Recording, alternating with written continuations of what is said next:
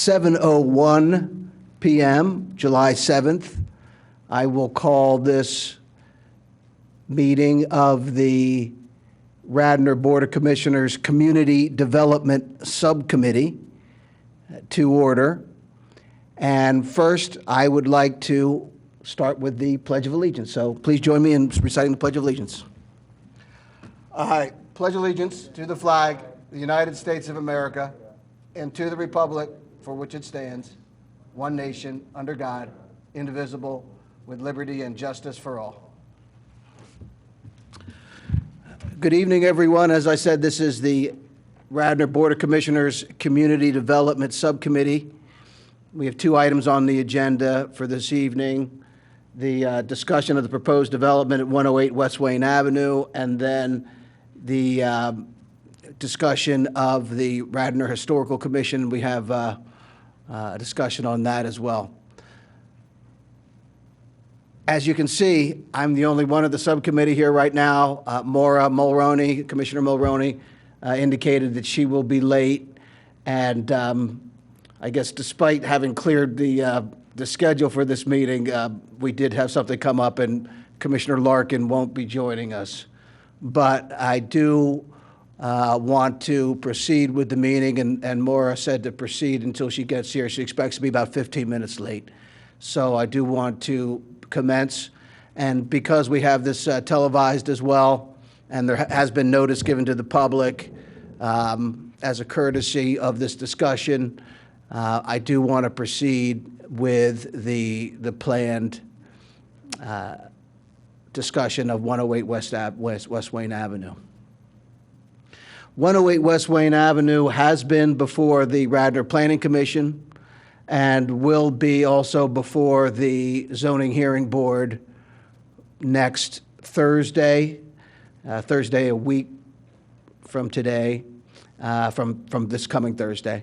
So I wanted the Board of Commissioners to have a review of this, at least at the subcommittee level, because we had not seen it, and I felt that it was important that the Board of Commissioners interject, because if we didn't, then it could be approved, or it could proceed without the Board of Commissioners having any review of it. So that's what I wanted to take this time tonight to do that in my subcommittee. I plan on having a discussion and a review of the project and a review of the issues that were presented at the Planning Commission. And I do not expect to have any vote or any other definitive resolution of the project at this meeting. This meeting is a discussion only. The folks will also remember that the Board of Commissioners at a prior meeting voted to send the solicitor to oppose the variances requested at the Zoning Hearing Board, and I voted with the Board of Commissioners for that, on that vote. So we would like to have a discussion tonight in any case, but that is the background. So with that, I would like to start with our first item on the agenda, which is discussion of proposed development of 108 West Wayne Avenue. And I'm hoping that Mr. Brosman or the developer will give a brief recitation of the project and review, again, what we reviewed with the Planning Commission, and talk about the items that were discussed at the Planning Commission meeting. Thank you, Mr. Brosman. Yes, good evening, Mr. Commissioner Booker. George Brosman, representing the applicant in front of the Zoning Hearing Board. Thank you for having us at this meeting. We appreciate the opportunity to share the information with some of the commissioners for what we think is a very exciting project that will, we hope, be a boost to the downtown Wayne area. Just to let you know who we have here this evening, and we do have a PowerPoint presentation to show. It's very similar to the one that we showed to the Planning Commission when we did receive a recommendation, subject to recommendation of approval, subject to us providing a plan for the parking. I have Eli Kahn, who's back here. He is one of the principals of the owners of the property.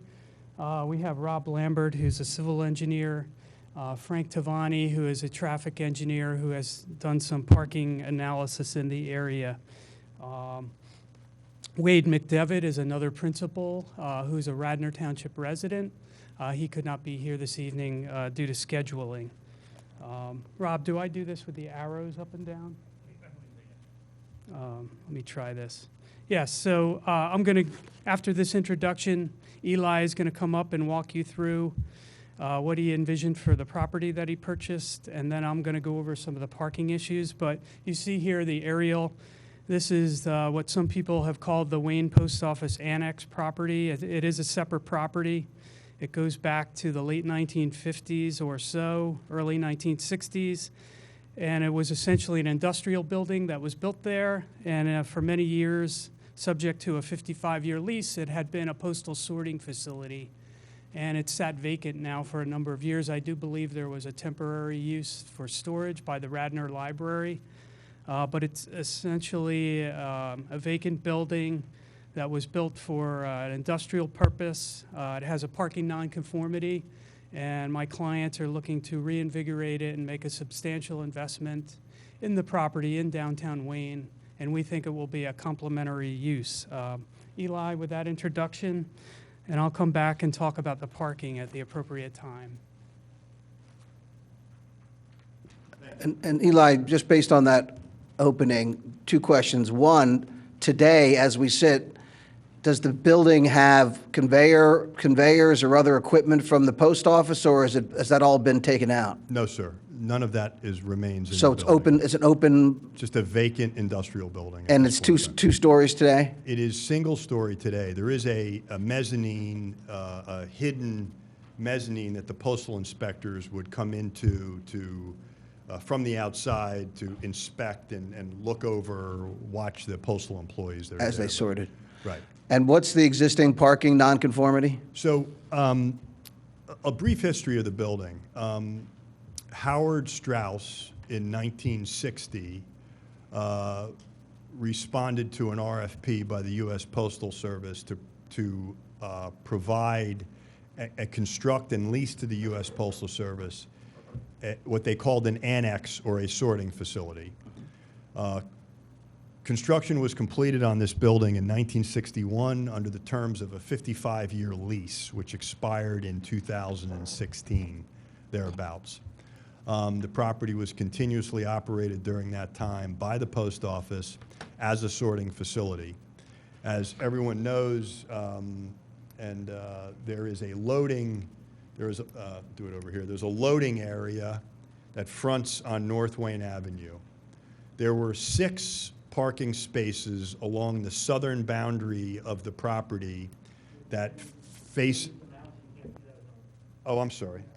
Use the mouse because it doesn't come through on the television. Understood. But you're saying that the loading area is to the right if you're looking Yes. at the front door? Yes, if you're standing on South Wayne Avenue, south of the post office, looking at the building, you see a large asphalt field.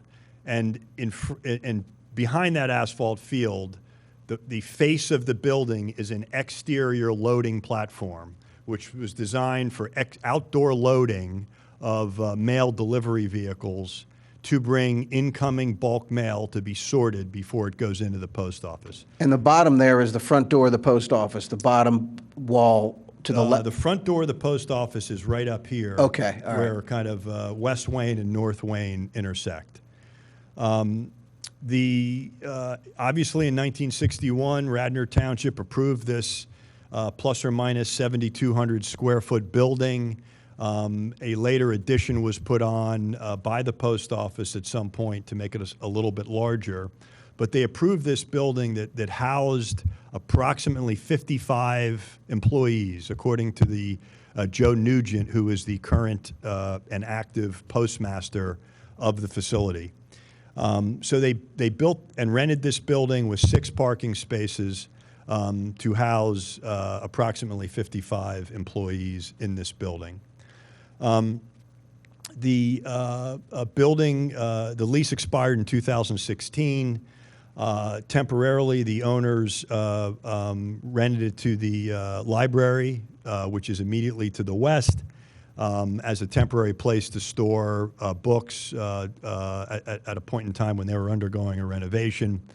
And since then, it's been vacant. So the nonconformity in terms of parking, George can speak to in a little bit, but it primarily is such that a building was constructed and occupied as a 7,000 to 7,500 square foot building with only 6 parking spaces, and as an industrial use that required by your code approximately 60 parking spaces. But George will get into that in a little bit.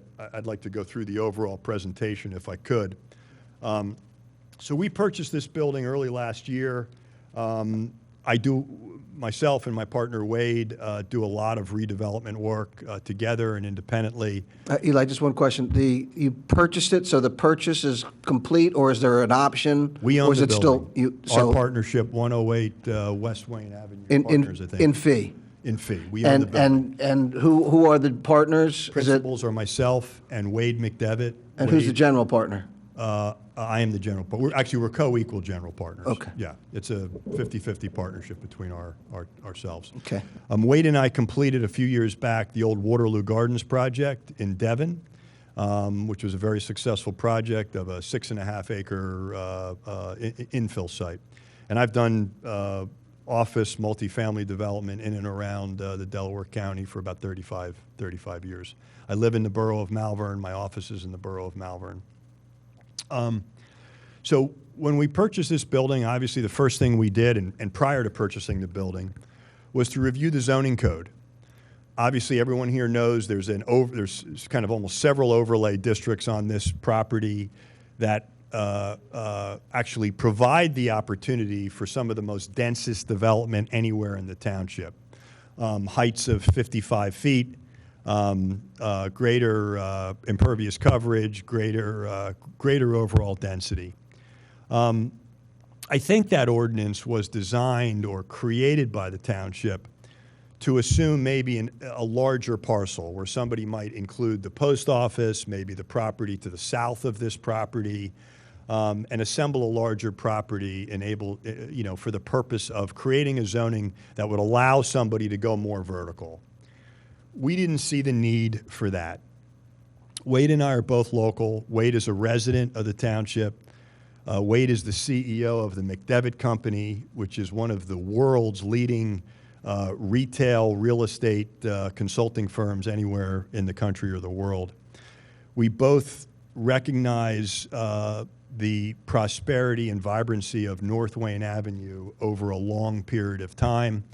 And we thought instead of trying to do what a lot of people are doing today and try to build a 5-story building with 2 levels of structured parking, we would simply add one level to this building, try to preserve the industrial nature of the building, because historically the building does have a significance of being an infill industrial use that's been there since 1961.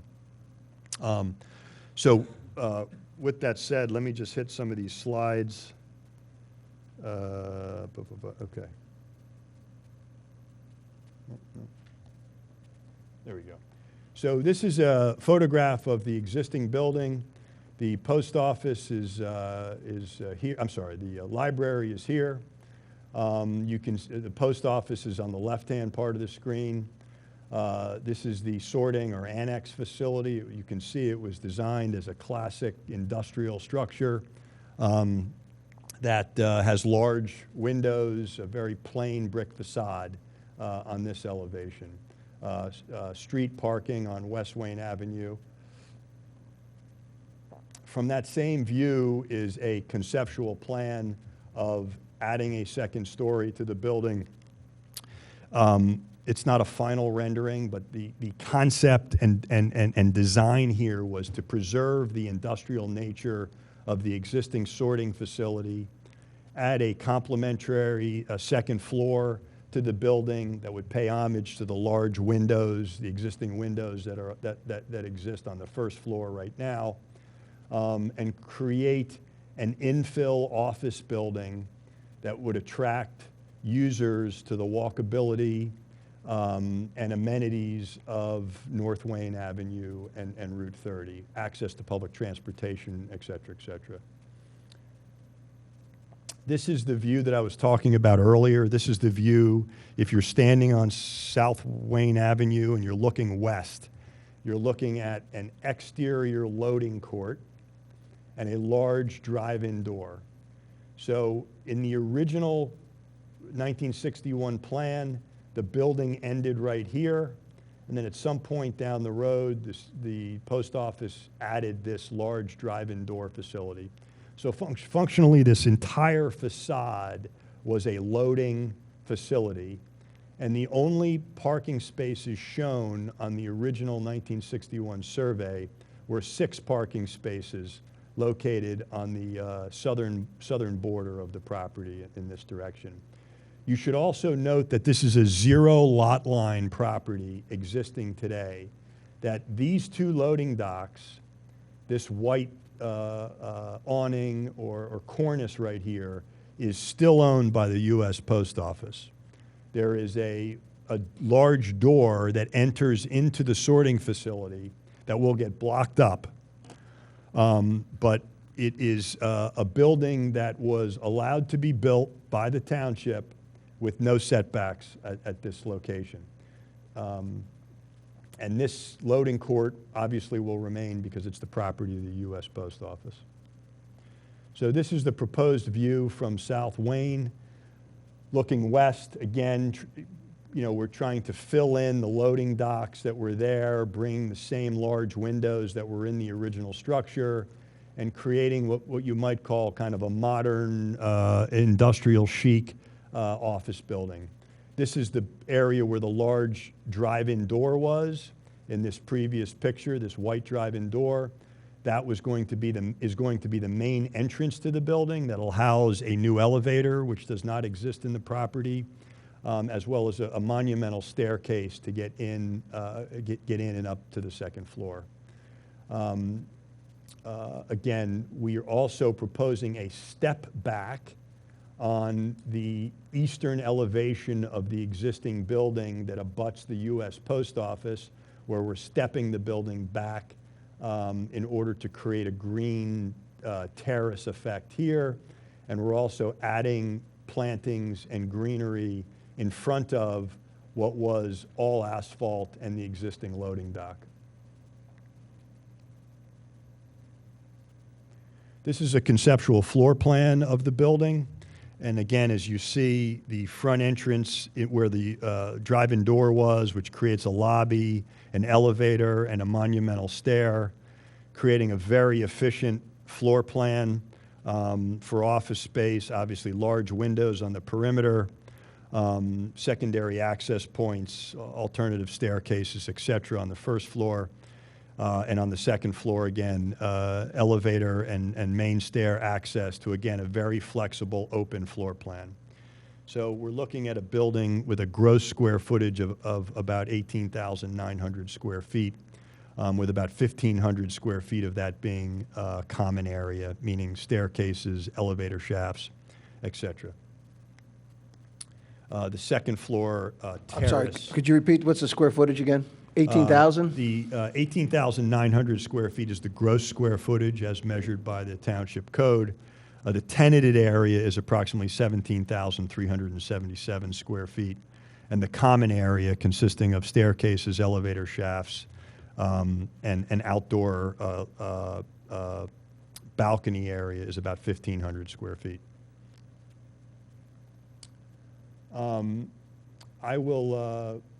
These are the 2 variances that we're asking for. I'll ask George to hit this in a second.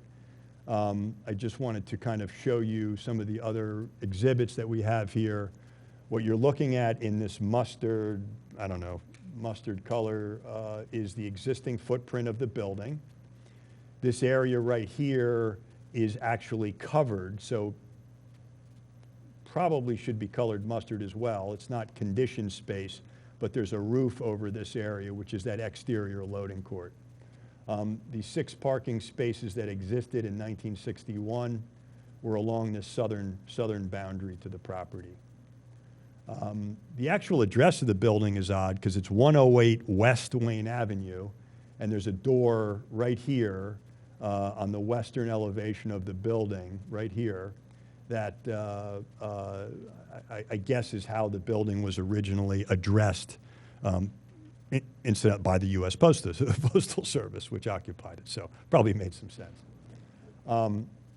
We look at this entrance right here as just an ancillary entrance, or the only on-grade entrance, because the rest of the building relative to this parking is 4 feet above this parking area. So this may service as the handicap accessibility to the building in the future.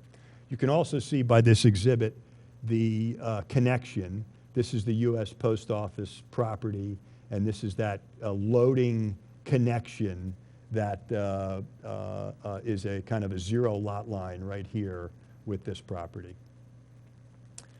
This just is a slight exhibit to show the additional green area that we're going to be creating. So probably one of the few times in Radnor Township where a developer is coming in to propose to redevelop something and actually increase the green area. So the lawn fronting on West Wayne exists today. The lawn fronting on the western elevation facing the library exists today. The greenery in front of the old loading docks on the south side of the property and fronting on South Wayne Avenue is all new green and pervious area that we'll be creating. This plan also shows how we're going to park the facility. This represents 14 parking spaces. I believe it's 6 spaces here and 8 there. I can't see that. Right, 6 spaces on. Oops, I'm sorry. On the south side and 8 on the north side. So, you know, in a nutshell, we are big proponents of recycling old buildings, and not every building is a throwaway. This is a functionally obsolete building, although it is an industrial building, and that's what it was built for, and that's what it had been used for the last 55 or 60 years. We like the building. We like the historical presence it has. And it's a perfectly good functional building, but obviously we're looking to create a little bit more density in order to make it economically feasible to redevelop the property. George is going to talk a lot about the variances, specifically the parking variance that we're looking for. As everyone here knows, Radnor Township, when they redid the zoning code, and I don't exactly know when that was, and created this overlay district, they require, in order to do second floor uses in this overlay district, first floor retail. And whenever that code was created, it might have made sense to do that. And I have some very specific notes that I'd like to just reference.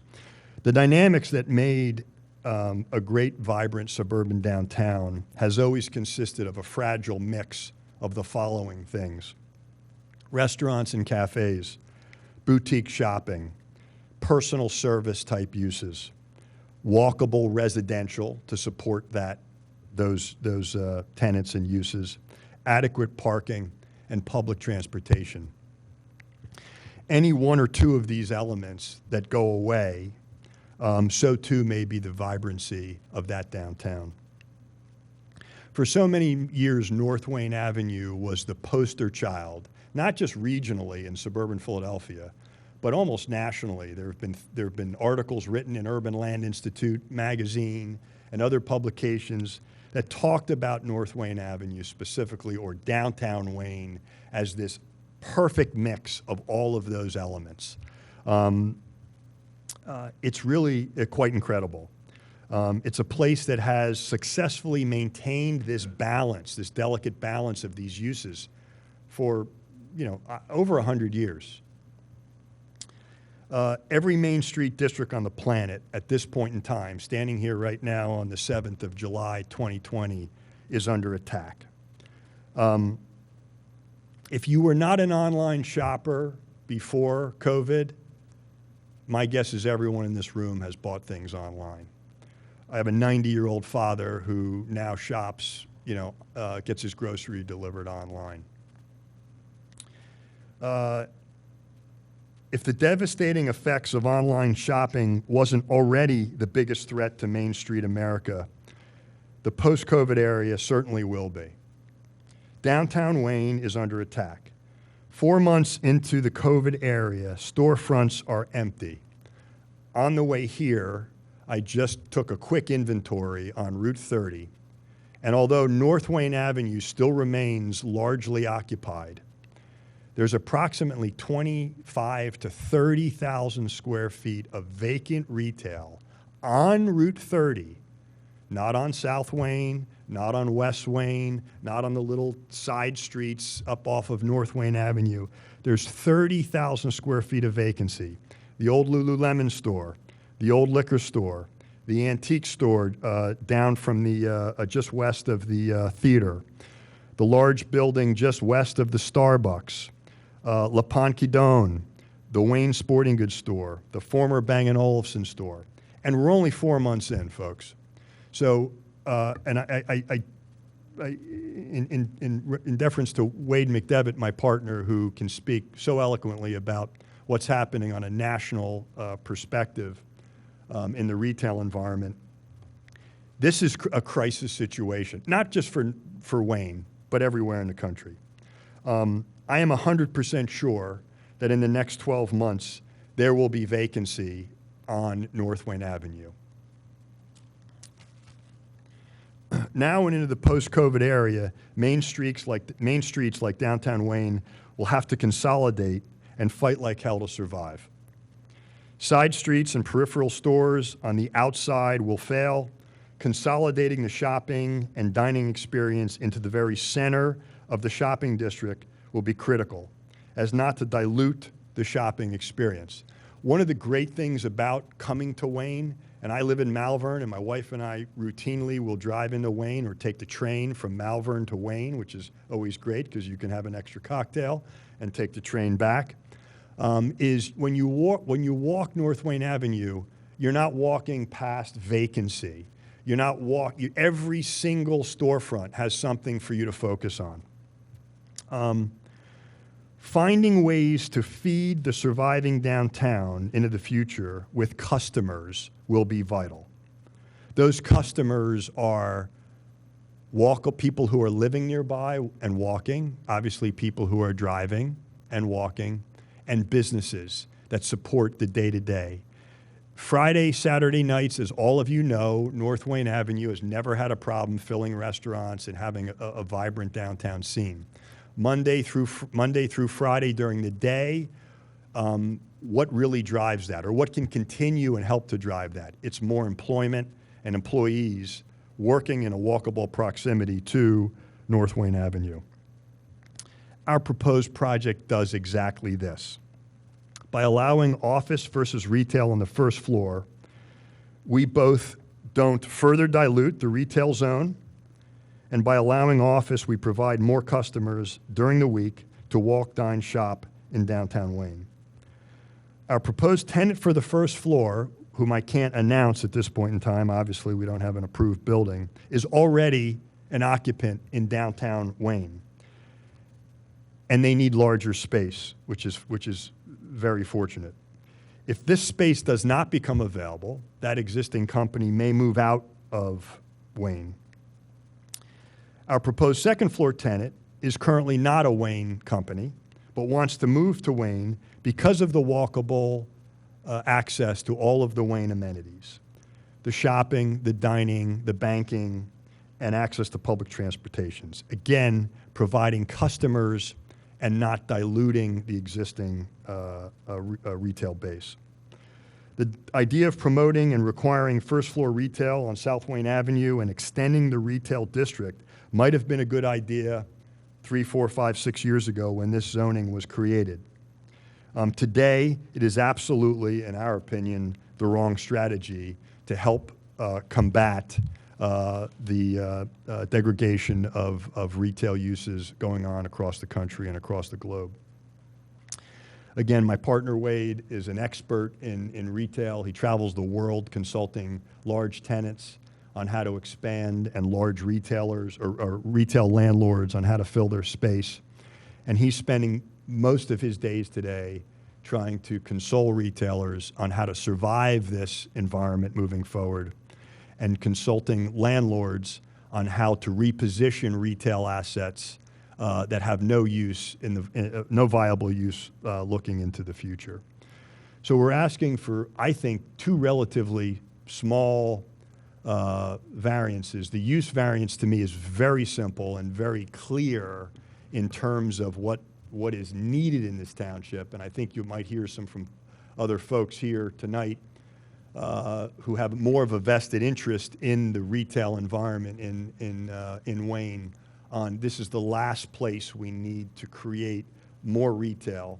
South Wayne Avenue, from a retail perspective, has a pizza place and a gym, and creating more 8,000 square feet of additional retail here on a building that's set back maybe 60, 70 feet from South Wayne Avenue and is not really a retail building, is really the wrong thing to do. So again, as locals, Wade and I have a goal and a mission to obviously not just have a successful project, but do something that adds to the vitality and helps Wayne into the next 100 years. With that, I'm happy to answer any questions on my part of this. George can address more of the parking issue. One quick question. What about what used to be, or it still is, the Stitch House? Is that building that stays at the bottom corner? It does. We reached out to the owners of the Stitch House through their representative, and they're owners of that building, perfectly comfortable keeping the building. It's on this parcel directly to the south. Okay, that's a separate parcel. I couldn't tell. That's yes, sir. Totally separate Yes, parcel. sir. Okay. The only property we bought was approximately a half acre of land occupied by the sorting facility and loading area. And the property line is right at the lower part of that drawing right there? Yes, the property line between the Stitch House is really right here, just south of this green strip and just south of this addition that was put on by the post office. And the property line between on the western edge, this is the addition that the library put on. You can see the wall of that addition almost comes right to the property line, or is actually on the property line. Mm-hmm. So there's a tiny little area between that property and our green area to the west. Any other questions, sir? No. Okay, thank you. George?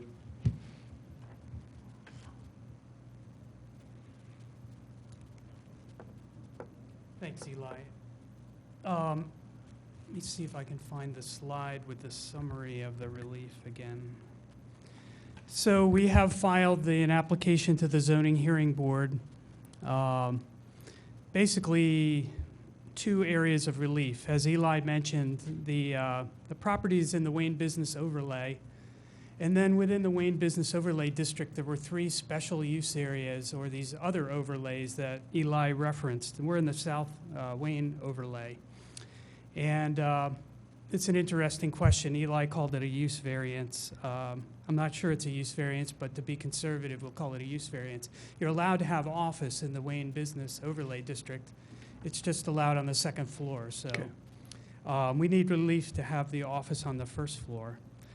An interesting note on the height, in the Wayne Business Overlay District, the property is non-conforming to the height requirements. You're not allowed to have a 1-story building in the Wayne Business Overlay. If you built it today, you're required to have 2 stories. So in one regard, by adding the 2nd story, we're making it more consistent with the vision for Wayne.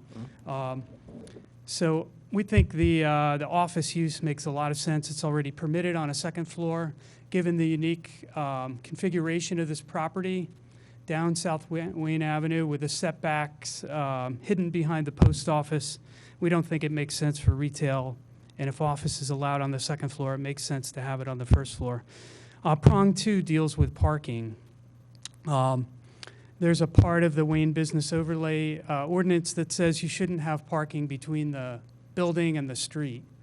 Ironically, most of the parking that properties do have in Wayne is up along the street in front of the buildings. And in this case, as you saw from the photographs, there has been some parking existing between the loading dock and South Wayne Avenue. So technically, we requested a variance to continue that situation. We want to add more parking in that area. So we actually need a variance to add more parking to this property because of the location. With regard to the number of parking spaces required, this is what Eli was speaking about, a little bit of the history of the property. The property has a parking nonconformity, as almost every property in downtown Wayne does. And we've prepared a chart. Rob Lambert prepared this for us. But there's the top of this chart here shows the, let me see if I get my cursor working. So the top of this chart here shows the existing industrial building and the characteristics of that. Radnor has a provision in the ordinance where you take 80% of the floor area when you're calculating parking, so roughly 7,000 square feet. As indicated, the Wayne Postmaster has advised that they had 55 employees there. There's a parking requirement in the Radnor Code for industrial facilities, 1 space per 200 square feet and 1 space per 2 employees. So if this building were built today and it was allowed to have 1 story instead of 2, it would require 62 spaces. It had 6 historically on the site, although it was between the building and the street. So there was a parking nonconformity of 56 spaces. We called this public parking required because practically, you know, the workers that were working there, you know, were parking somewhere in Wayne. We think in the public spaces on the streets and the lots, things like that. So then we took this proposed office building, adding the second floor, netting out the 80%, 15,120. In the Wayne Business Overlay, an office building requires 1 space per 250. That comes up to be 61 spaces, actually 1 space less than what the industrial use would. We're providing 14 spaces instead of the 6 that were there historically. We actually reduced the nonconformity. We only have a 47 space nonconformity. And theoretically, if we had that much demand, which Mr. Tavani will talk about, you could say that, you know, fewer people would be using the public parking on the streets and in the lots than before, but that would be 47. I took a look at the history of some of the zoning decisions in downtown Wayne, and there were quite a number of them where similar issues were dealt with. I found at least 5 zoning hearing board decisions that I think actually contributed to the renaissance of Wayne that Eli talked about. In each of these cases that the zoning board decided, the zoning board gave recognition to the existing parking nonconformities of these buildings, and they determined that upon a change of use, in all of these cases that I found, most of them were to change retail to restaurant. The zoning board held that, you know, you would establish the parking nonconformity for that building based on the prior use. And if you were increasing that parking nonconformity by converting the use, you needed a variance for that change. And if you didn't increase the use, you didn't even need a variance. Some of the cases I found, and I'll be providing copies of these to the zoning hearing board, and I can provide them to the township, but there were 2 cases involving 124 North Wayne Avenue, which is the very attractive suburban publishing building. That's a beautiful building on North Wayne Avenue. Relief was granted to allow that to continue to be in productive use. And which building was that again? the old suburban publishing building next to the Great American Pub. It's a beautiful building. very important. I submit to Wayne, and then there were 2 variances granted for that, to convert that from the publishing business to initially a mix of retail, office, and restaurant. And the zoning board ruled that they could do like we're proposing. You know, you had a parking nonconformity there based on the publishing use. It's an existing valuable building. In order to allow it to continue, you give a credit for the parking nonconformity, and small variances were needed for the increase.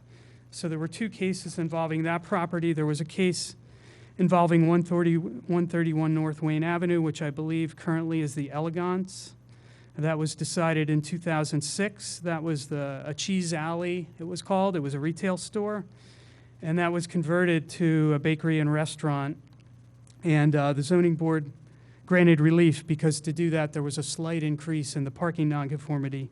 Again, the important thing being that the zoning board recognized that the parking nonconformity could continue there, and the variance was only required for the additional parking that was required to convert it to restaurant use. There was a case for 118 North Wayne Avenue, which is now 118 North. Previously, I remember it being the Boathouse, and before that, the Wooden Iron. That was my notes tell me that was originally a beneficial bank, and it was converted to restaurant use. Again, the zoning board recognized that that building had a lawful parking nonconformity and granted a variance to increase the parking nonconformity. And then the last case that I came across was for 106, 108 North Wayne Avenue. That was back in 2000. I believe that is the Christopher's site. Same thing. That was a toy store. It was converted to a restaurant. The zoning board recognized the parking nonconformity that was there, granted a variance for the spaces required that were in addition. In both the Christopher's case, 106, 108 North Wayne, and the 118 North Wayne, which is now obviously 118 North, a larger variance was sought than in some of the other cases, and those owners agreed to rent spaces in the municipal parking lots of the township. And I believe the zoning board, looked favorably upon that as a way to ameliorate the potential parking issue with that. Now, our case is arguably better than that. This chart here shows technically we actually would be reducing the parking nonconformity. So if those zoning board decisions were followed, technically relief would not be needed. However, out of an abundance of caution, since we had to go to the zoning board on the height or on the office and on the location of the parking, because we're adding more, we put in, this request, did we need a variance for the number of spaces? And if we did, of course, I believe it would be consistent with these other cases. And, I believe granting that relief in the past by the zoning board was very important to keeping Wayne vibrant. And I believe that if we can get the relief that we're requesting, will be important. This area, as I mentioned, is in the South Wayne overlay. That is as I mentioned, there were 3 overlays in Wayne. These overlays were areas that, as Eli mentioned, were designated not only for redevelopment, but for more dense redevelopment than we're doing here. As Eli mentioned, up to 55 feet could be occurring. And then my final thought, unless there's questions for me, Commissioner Booker, you had mentioned earlier, one concern from the commissioners was you might not get another look at this. And as I mentioned, we really appreciate the opportunity to come here before you. But I believe when a meeting was held with staff that they did believe that we would have to come for land development approval, although we weren't sure because we were just adding a second floor over top. And I believe there will be an issue that I'll have to review with Kevin and John. Conditional use, I believe, is required in the South Wayne overlay. So in either case, the commissioners would get another look at this. So we're hoping the commissioners will look favorably upon this application. We think it will be a really good complementary use to Wayne. I do have Frank Tavani here. I'd like him to tell you about some of the parking analysis he's done. I covered the legal part of it, and some of the practicalities of, our case to the zoning board is we basically have a white elephant building here. It's a large building. There's plenty of cases that say that is a physical circumstance or condition that can be considered. What do you do with this building? You can't provide all the parking, so we think that's a good practical way to get the building renovated. But we also wanted to look at practically, how many other parking spaces would we need? So Frank, if you could come up.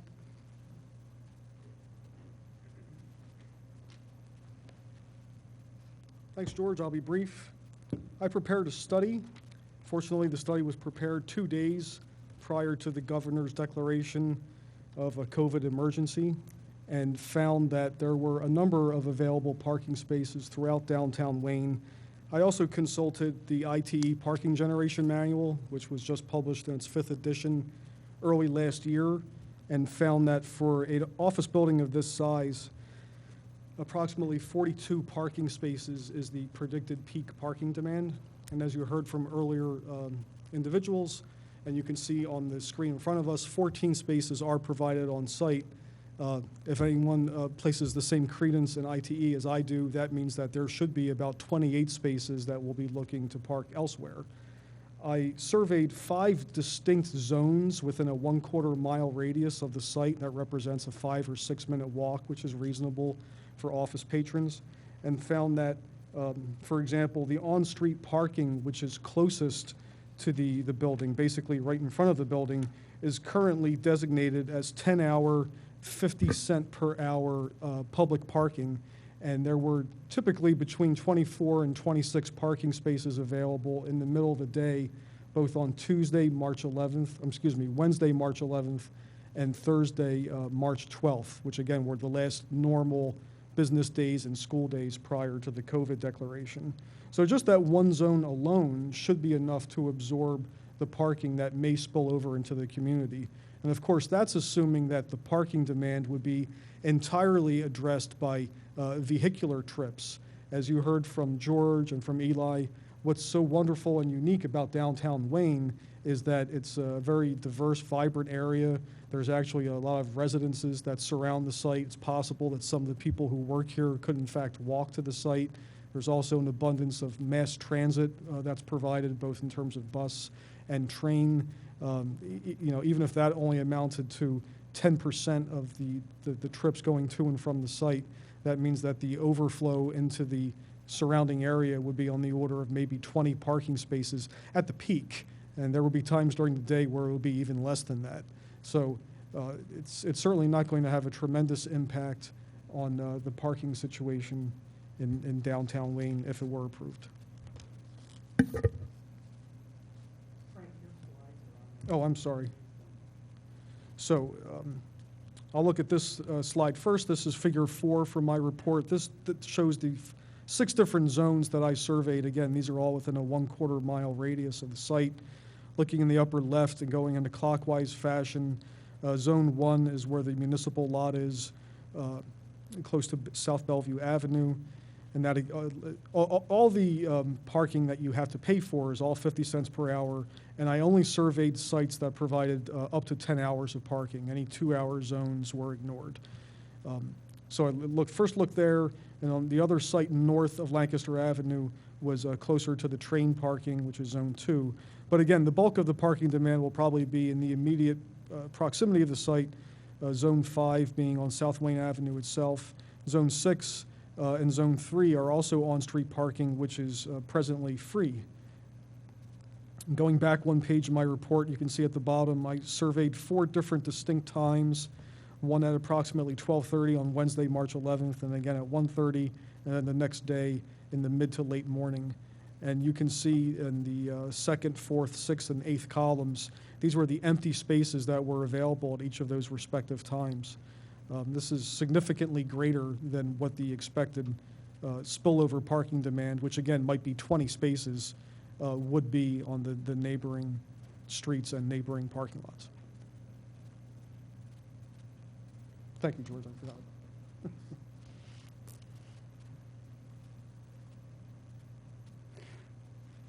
Eli may want to address this, but we put this slide up And I know there's been some discussions with Wade McDevitt and the chief. I believe we feel that there is ample parking in the remote areas of some of these municipal lots. The township already has a program that businesses can use to do this very type of thing. It's an existing program that could be used. It's in use already. So we wanted to show that there's already a program available to address this kind of thing, that we weren't asking for any kind of special thing with regard to that, and we would plan to enroll in this program, and we believe there's plenty of capacity to help meet some of the needs, just as it is used for other businesses in the district. And as Eli said, we're hoping to have some good businesses come in, one to stay in the business and one to stay in Wayne and another to come in. And that's just another view of the building. Did you want to sum up, Eli?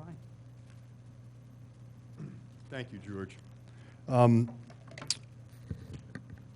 My partner Wade did meet with the chief of police to discuss the parking availability on some of these lots to the south, and the idea of us leasing some spaces from the township in these lots to bridge the gap between what we are providing on site and what we think we actually need, which again, as Frank just mentioned, is less than what the township actually requires.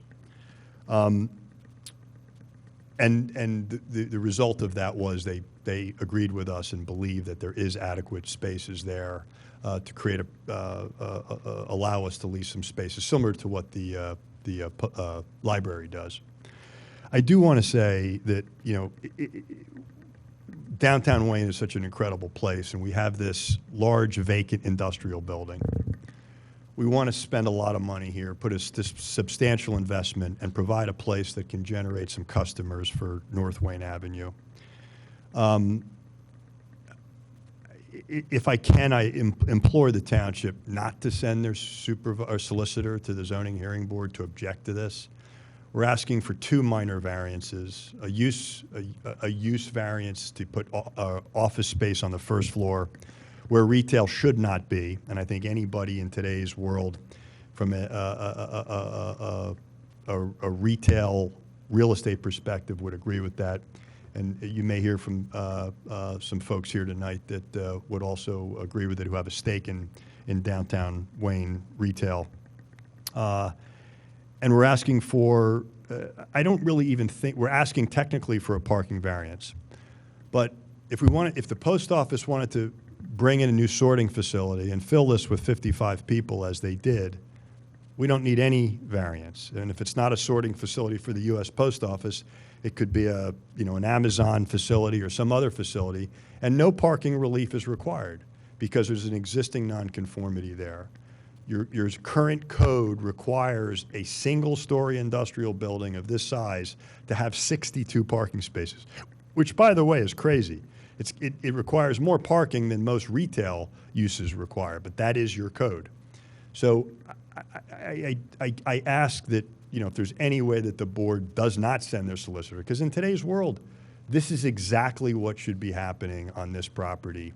We're not looking to overdevelop it. We're not here with a 5-story building. We're here with a modest 1-story addition to an existing building, which, as George said, is technically non-conforming because your code requires 2-story buildings in the future in this overlay district. Thank you. First, I'd like to welcome Commissioner Mulroney. Thank you for joining. And just ask if you have you came in the middle of this, so might be a little bit sketchy for you. Do you have any kind of offhand questions as you come in and take a look at this? No, I don't. I actually did my homework, so I appreciate hearing what I heard so far. I'm good.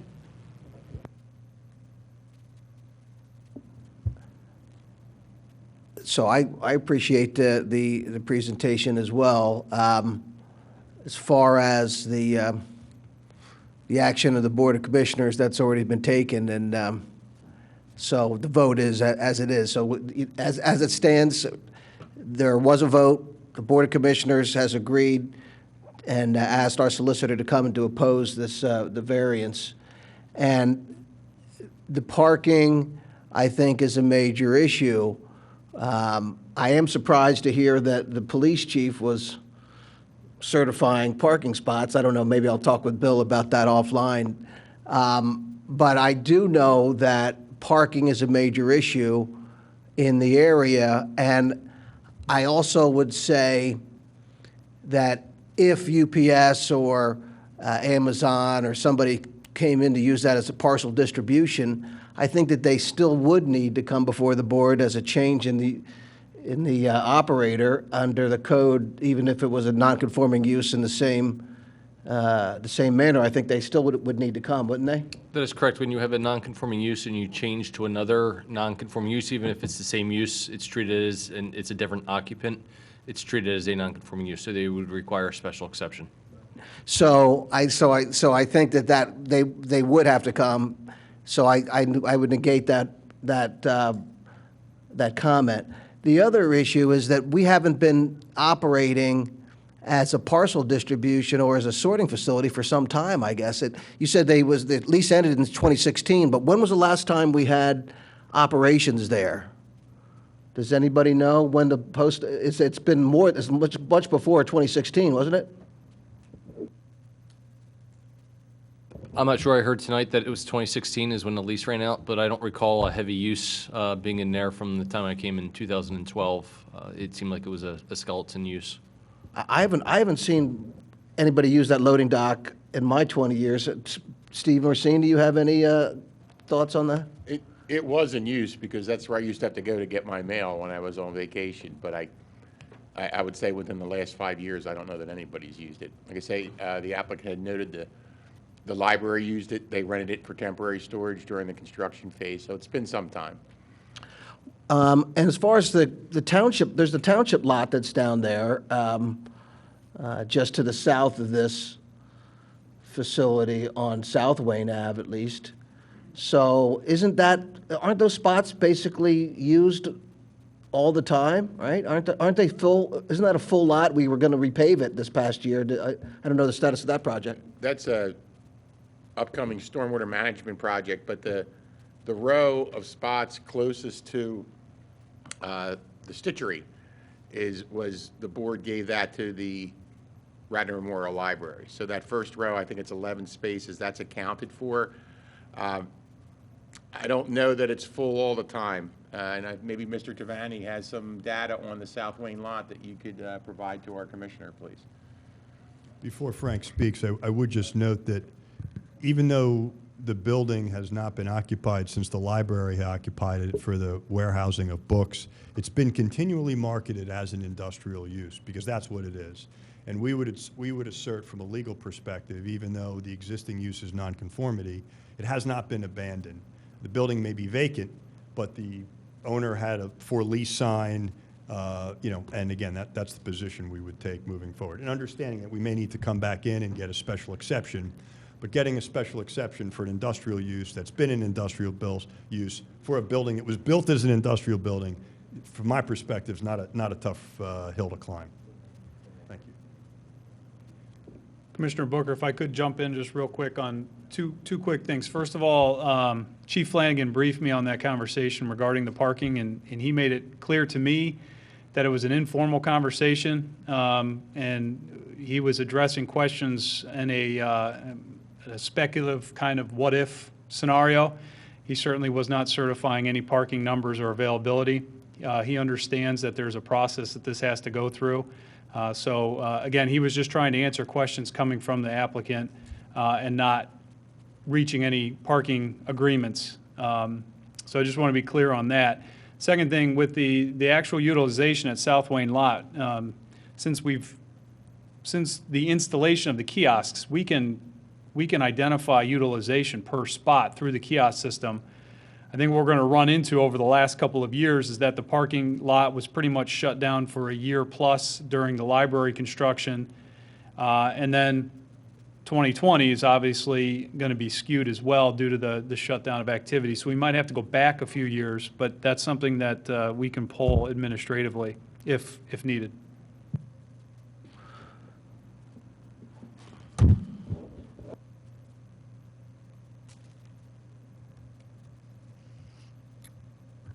So the South Wayne lot is Zone 4, as you can see from Figure 4 of my report. And I personally made these observations and can vouch for the fact that, as you can see in the bottom table of page 2, there were typically no less than 12 empty parking spaces in that lot. From what I recall, those spaces that were empty were typically the furthest from the library, as you would expect, and therefore closest to the Stitch House. I'm not sure if I understood Mr. Norsini correctly. If those were the spaces leased, they don't seem to be the spaces that are used. But regardless, there were available spaces there over the time periods that I performed the surveys. Once again, I don't really believe this site would have any reliance on that lot at all if that were somehow made a condition of this approval, simply relying on street parking, which is both either free or designated as a kiosk use, such as Zone 5, should be more than ample to address the parking demands according to the latest ITE data. And I'll carefully also point out, I realize that we're not downtown Philadelphia, but downtown Wayne does have some similarities to an urban area, and it shows some of the vibrancy and benefits of having a mixed use. Presently, in the city of Philadelphia, they don't even have parking requirements for new buildings such as this. And that's because they really want to encourage things such as biking, walking, and transit usage. And you can't do that everywhere. A lot of places would like to do that, but simply don't have the infrastructure available to say with a straight face that these users could walk, bike, or use mass transit. But once again, one of the unique and wonderful things about downtown Wayne is that all of those are not only viable, but routinely occur, and further underscore how the parking associated with this use is probably tantamount to 1 to 2 dozen spaces more than what the applicant seeks to provide. If I could just address a couple points. I'm glad that Mr. White said what he did about the chief, because I took note when you said, Commissioner Booker, about the chief certifying. Those were not the words we used. There was a meeting held. It was an informal meeting, and I think we got the feeling that something could be worked out. He did not certify or make any promises, so I just wanted to be clear about that. With regard to going back to the zoning board, as Eli said, that would be a special exception, which is something generally permitted, and I believe if we did go there on the parking front, we would be entitled to continue the parking nonconformity, and we would get that special exception. You are allowed to continue a nonconforming use. That's a constitutional right in Pennsylvania, and mere non-use is, I'm sure Solicitor Rice is familiar with the cases. There's many Pennsylvania Supreme Court cases where uses were even rotting away, but as long as they were trying to find a use for them and trying to, as was here, the nonconforming use is not abandoned. The nonconforming use is not given up, which is a good thing. You want these old buildings to be revitalized, I submit to you. So, George, you're saying that the parking itself is the use of the property? Is that what you're saying, that that's non-conforming? No, the parking is a dimensional nonconformity. The use is a nonconforming use. Yeah, the postal sorting facility is the non-conforming use, so whatever that, that's the use, but you're changing that use to something totally different. Yes, as with all the 5 cases that I referred to by the zoning hearing board, every one of those cases, the building was changed, the use was changed. Right. And the zoning board recognized that those buildings had a dimensional parking nonconformity, and the parking nonconformity that existed was allowed to continue. And if the use that was going in required more parking than the old use, they needed a variance for the difference, the increase in the nonconformity. The uses changed, though, you're saying? In those cases, the uses went from... Yes, as I mentioned, the... retail to restaurant, from medical office to, it's... Right. The Suburban Publishing Building was a newspaper publishing office. Right, and it converted to retail office and had a restaurant in the basement. The Cheese Alley was a retail store. It changed to the Elegance Cafe. The 118 North was a beneficial savings bank, and it converted to restaurant use. And Christopher's was a toy store. And in some of those cases, unlike ours, they were substantially increasing the degree of the parking nonconformity, and that's why they needed the variance. Was there anybody show up and complain about any of those applications? Yes, I think in a couple of them, the board mentioned that people had opposed it, but for the betterment of the township and Wayne, and they found that it should be granted, and the property obviously had a hardship. So we think there's a lot of support for this kind of thing.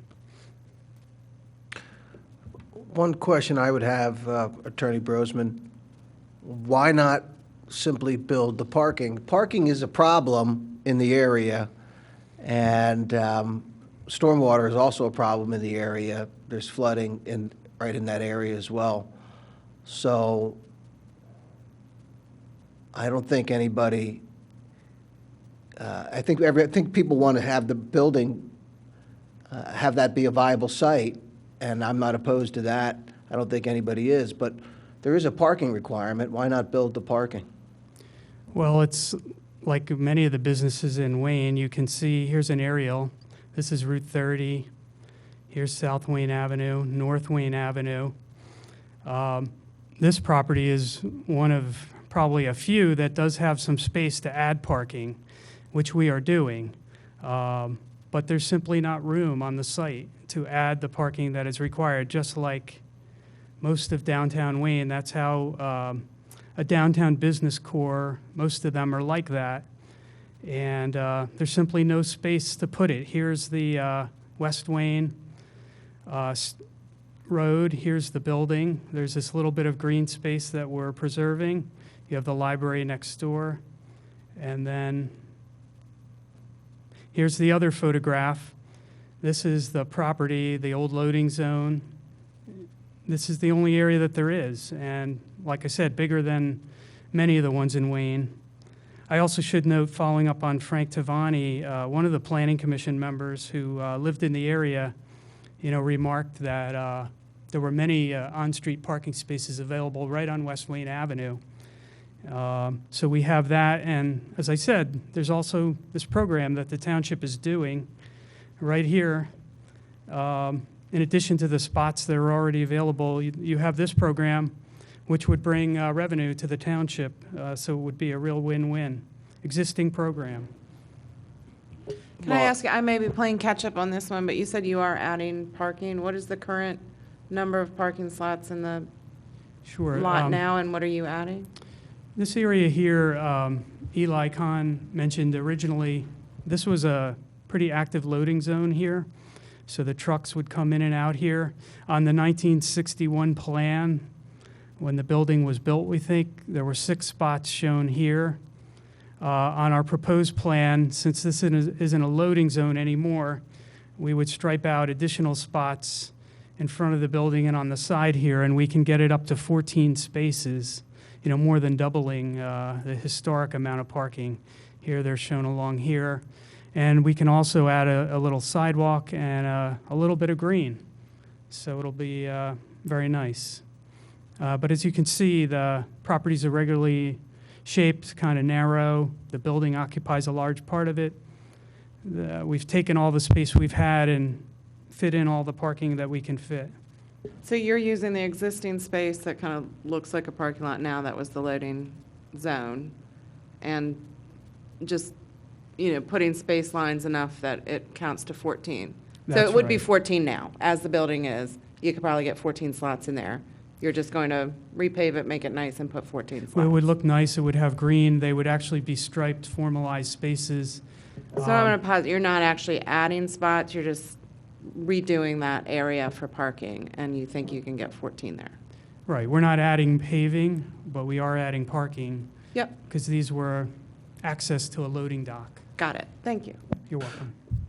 But still 18,000 square feet, 14 spots, if it's not going to be enough. And parking is a problem in the area. I don't It's agree. a complaint that I've heard several times from businesses and others in the area. So I submit it is, it's just so you know, it's a complaint that I've heard, and when the requirement is, what is the requirement, 62, you're saying? 62? 62 for the industrial facility, And then 61. 61, yeah, 61. Right. So 61 and you're putting in 14, that's, Right. it's not close, so that's the way I'm looking at it. I submit to you that having a bunch of empty parking lots in downtown Wayne is not a good thing. So, and we don't believe we will cause a parking burden. The testimony you heard from Mr. Tavani, we don't think we're going to create a problem. We think we're going to help the situation. We're not going to create a parking problem, and we're going to help the rest of Wayne, we believe. I just have one more comment, and then I'll shut up. With all due respect, Mr. Booker, Commissioner Booker, if the township's attitude was you have to create the parking, 90% of North Wayne Avenue would not exist as a retail environment, because I would venture to say that 90% of those buildings do not provide the parking required for those uses. That's the essence of a small town. There are these public lots, and I guess I would again respectfully disagree with you, and I think Mr. Travani's study would prove that, and would go up against any alternative study that the township has, or as one of the staff members mentioned, they have the data from the automated parking system that there really isn't a parking problem on South Wayne Avenue. There may be a parking problem on Friday night or Saturday night on North Wayne Avenue in the height of the restaurant season and the outdoor dining, et cetera, et cetera. But I think what Frank studied was there is no parking problem on South Wayne Avenue. And again, you can't go out there now because, it's summertime and schools aren't there. But Frank studied this prior to the shutdown, and they're between free on-street parking and metered parking, including the public lots, there is not a parking problem in this area. And if one said that if the post office continued to operate this facility as a sorting facility with 55 people in it, those people are parking somewhere. Those people aren't parking in there right now because it's vacant. So, to see North and South Wayne Avenue continue some level of vibrancy in a town that almost none of these buildings provide adequate parking for their own use and rely on these public lots, it's just not realistic to me to think that the town would exist the way it is today, and has for 100 years, without relying on these other ancillary parking lots that the property owners rely on. But one question for you, Mr. Khan. And as you're aware, there is a municipal lot in the municipal lots in the area, but you're not proposing to have any agreement or to to otherwise account for spots. But my question is, why not have a smaller building with more parking that you're adding? Well, two things. I think one is we would agree to pay for spaces, whether it's per your smart card program or like in other municipalities I've done projects in, Westchester, Media, where small urban boroughs where we're actually paying for parking in a parking leasing parking spaces from the municipality in public lots. So I don't think we're asking for these spaces for free. And if we didn't say that, I apologize, but we're not. We're asking, our position is that the postal facility got those spaces for free. We're allowed to occupy this building with 55 people. That's the federal government, though. Okay. And you're right. I thank you for bringing that up, because my impression or my sense of it is that you were requesting that these spaces are provided by the taxpayer. Not at all, sir. And I so apologize that's for was that. my interpretation. Sir, So that is a huge oversight on my part. Our proposal is, we're providing 14. I think we needed, how many do we need, Frank? 40? 28. We need 28 more. We're proposing to pay a monthly fee to the township for the use of those 28 parking spaces. And again, the other thing about office development versus retail, when you go to the office every day, you know you're coming to the office every morning. If you have to park 3 blocks away, you park 3 blocks away. If that's the place that you're comfortable finding a parking space, great. Those parking spaces exist in this surrounding this building. Unlike retail, where if you wake up one morning or one afternoon and say, hey, I want to go to the bookstore, and I'm going to show up and I need convenient parking. I'm not comfortable parking, 3 blocks away. So again, the nature of office parking, it's very repetitive by the same person every day of the week. So yes, we are definitely proposing to pay the township a fee for those required parking spaces that we're seeking relief from. Or I should say, that we think we need. So the difference between the 14 and the 42 or 46 that Frank's study proposes that we need. But again, why not just have a smaller building? Great question, Mr. Booker. So in order to build any additional square footage on this building, we need 2 staircases and an elevator. We are doing massive structural improvements to the building to support the 2nd floor. I know nobody wants to hear about economic viability, but the reality of it is an elevator costs $120,000. 2 staircases cost probably $40,000 each, $30,000 to $40,000 each. To not fully utilize the 2nd floor of this building, it just doesn't really work. It doesn't economically work. I mean, and again, we took that risk when we bought the building. And at the end of the day, if we get denied the variance, I don't know what we'll do with the building, candidly. So I'm not even going to speculate on that. I think adding a single-story addition to an existing 1-story industrial building in a district, in a special district that allows 55 feet of height, again, if we were here, as I think Dan Keating was maybe 10 years ago, proposing a 5-story building with multiple levels of parking, that's not what we're doing. We're asking to add one level to a single-story building in a district that would technically allow 5-story buildings. So in your plan, I'm sure this was asked and answered before I got here, I apologize. How many people would be occupying the building during the day? How many office workers would you be bringing in who would then be consuming restaurant and retail? Approximately 45 people. 45 people would be there. This is not a call center location. This will be a very expensive urban infill walkable office building. Yeah. The firm we're talking to for the 2nd floor is a well-known financial firm. The firm that we're talking to for the 1st floor is an existing tenant in downtown Wayne now and needs more space, but a certain kind of space. So again, these 45 plus or minus people will be, parking, going out to eat, banking, meeting their husbands or wives for dinner after work.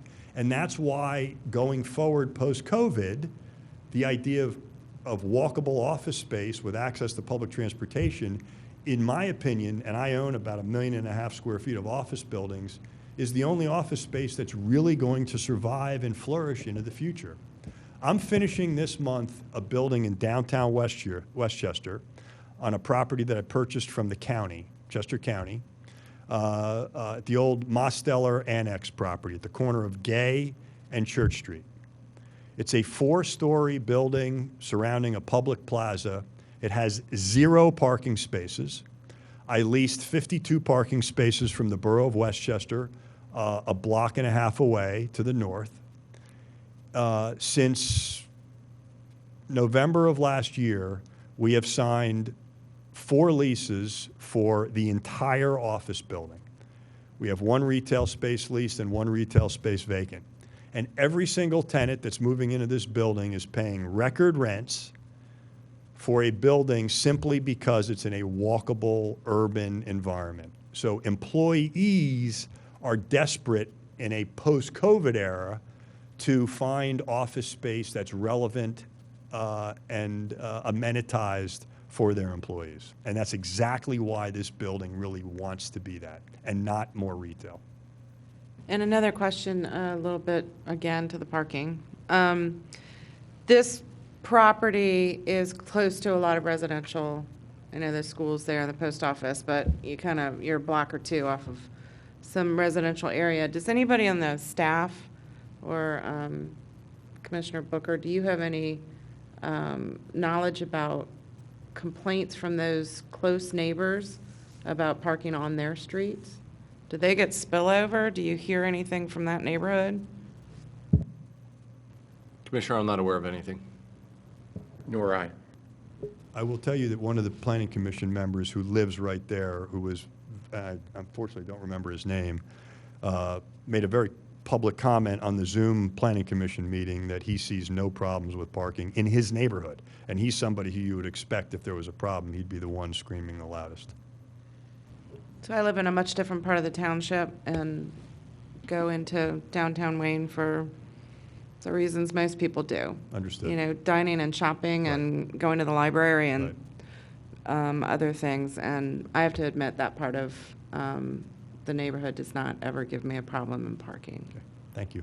Well, again, that's also by the school district administration building, and there's the church, and that parking lot is used by the library and the post office, which will still be open.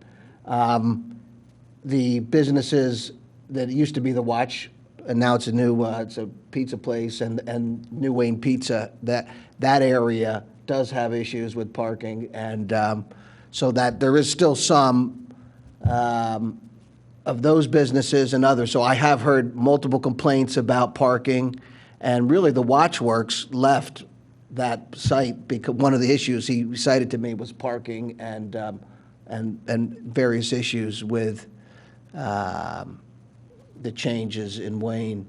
Also, we're right in front of the. I must have one of those lucky parking. We're also right in front vibes. of the fire company as well. And even if it does work this year or next year, we really have to consider 5, 10, 15, 20 years, how it looks, how it works at that point. And, again,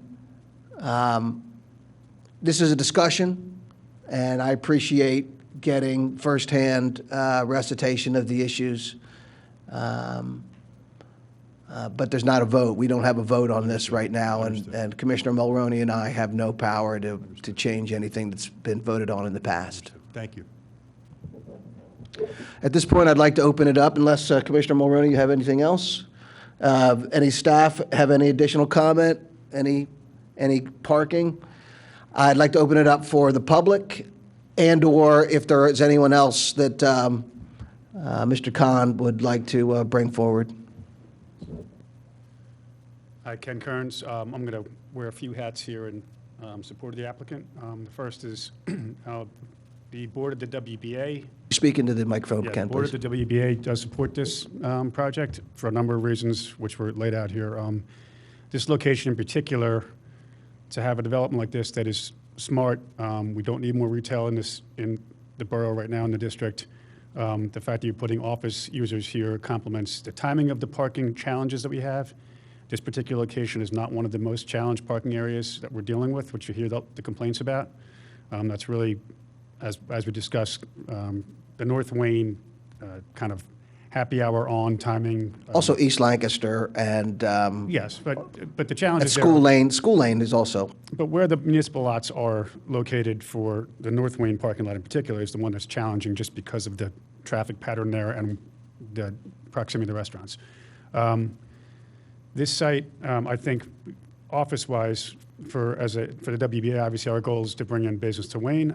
We do want to see more daytime business. We want to see, the affluent office user that's going to be attracted here, and obviously to see somebody with Eli's pedigree willing to invest in Wayne in this time period, which is, significant, is a significant, uptick for us. We think the benefits of this far outweigh any detriments that this would bring for parking. Switching hats to the owner of a couple of the projects that were mentioned earlier. I'm the owner of the Suburban building. I have 10,000 square feet of office in that building that's fully occupied. I have 4 spaces for the building that I own that are on North Wayne Avenue next to the pub. One is designated to the retail tenant. One is designated for visitor parking only, and 2 to the office tenant. So 10,000 square feet of office, fully occupied with 2 spaces. Per this code, I would need somewhere in the neighborhood of 44 spaces. I can tell you practically, it's not a problem at all, or else I wouldn't be fully leased. A lot of people take the train, a lot of people ride their bikes, a lot of people walk. That's the benefit of the downtown Wayne and being an office tenant there. I think you're going to see more office tenants coming into smaller towns. I'm in the commercial office business during my real job during the day, working on big projects in Conshohocken and Philadelphia. We're already seeing projects that would not even considered small towns, considering small towns because of the benefits of getting out of the urban density and mass transit that those present given the last 4 months. So I think having a project like this that is a blue chip developer, a blue chip project in an area where I think the compromises that we should make for the parking, the benefits of that outweigh any impact you're going to see there. The practical need is, as you mentioned, 45 employees are really going to park there. So you're talking about 30 spaces spread into municipal lots where they're paying parking, they're paying municipal, they're paying the mercantile tax as well.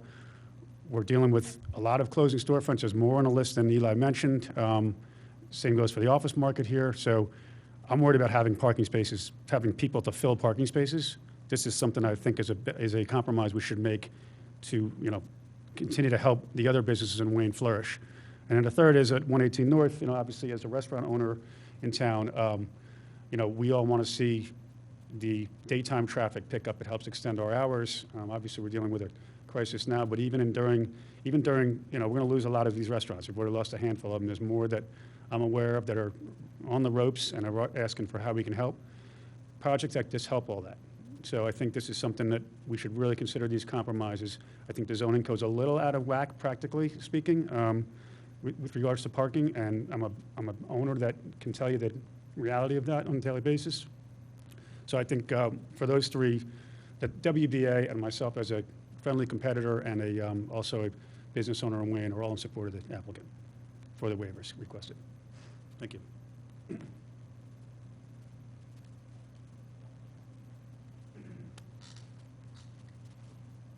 Good evening, Commissioner Booker and Commissioner Maroney. My name is Matthew Marshall, and I'm not speaking as a resident tonight. I'm speaking as a impassioned believer in Wayne, in the downtown.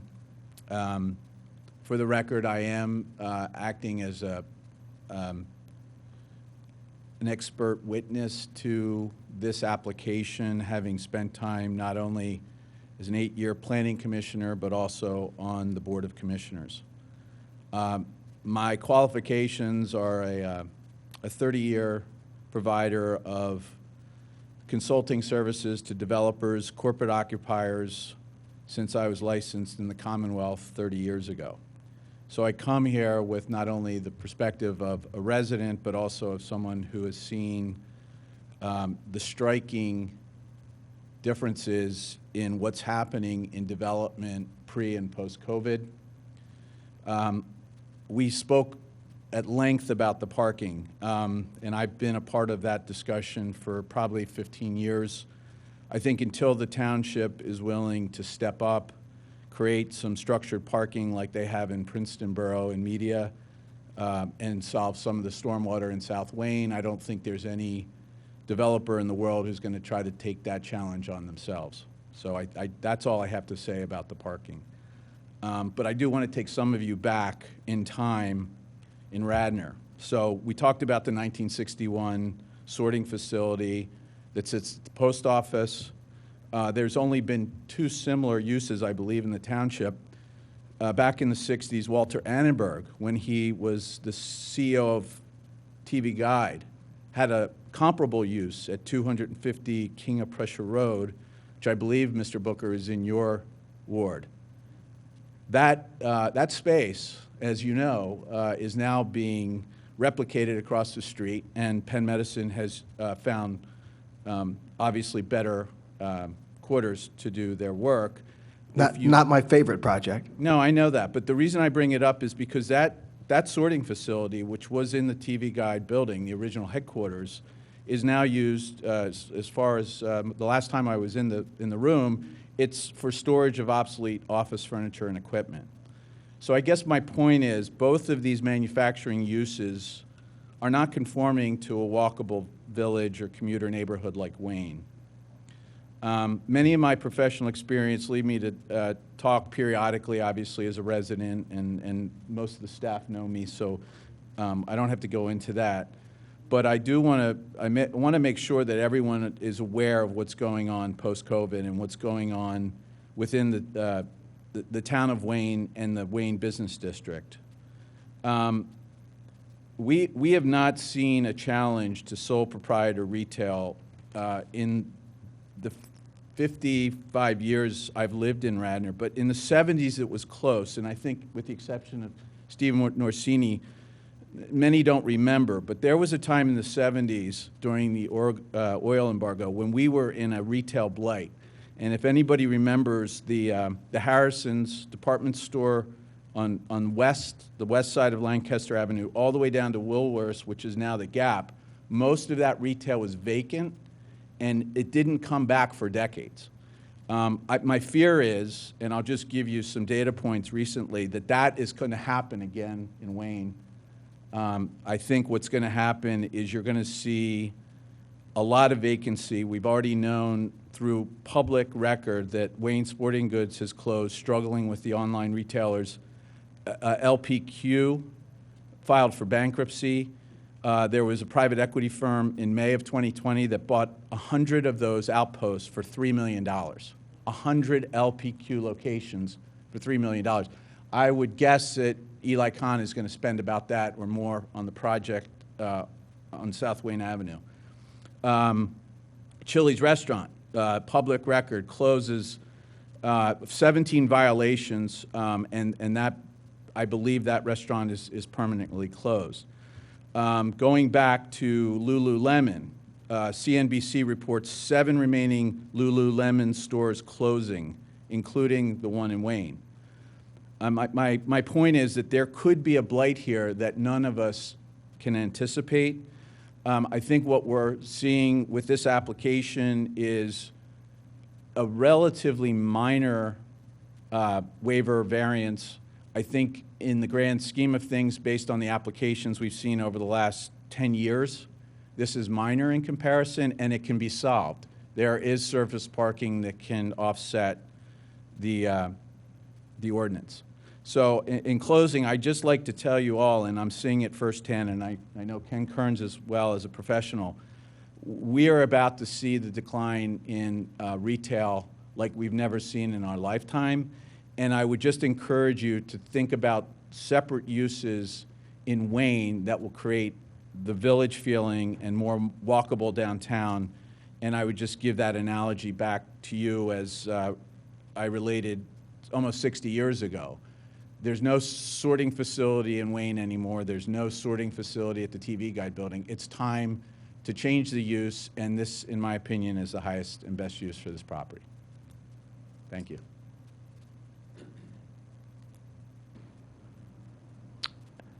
Any public comment? Any neighbors? I was going to say, or Mr. Gemmer, but he usually has I think he's talking to John. One other just comment on Mr. Marshall's comments. In the 60s and 70s, it was a tough time along the main line. We weren't sure which way it was going to go, and Lancaster Avenue. At the time, we didn't have. It was a smaller town. We didn't have the Blue Route wasn't in operation, and it was a different time. So, do recognize the issue with retail and the difficulty that retailers have going forward, and I think that all of us agree that retail is an area that may have problems going forward. Who knows? People still like to shop. People still like the social exercise. People still like to go to brick and mortar. Not everybody wants to always shop online. So, in any event, one more opportunity. Any other public comment on this? Sure.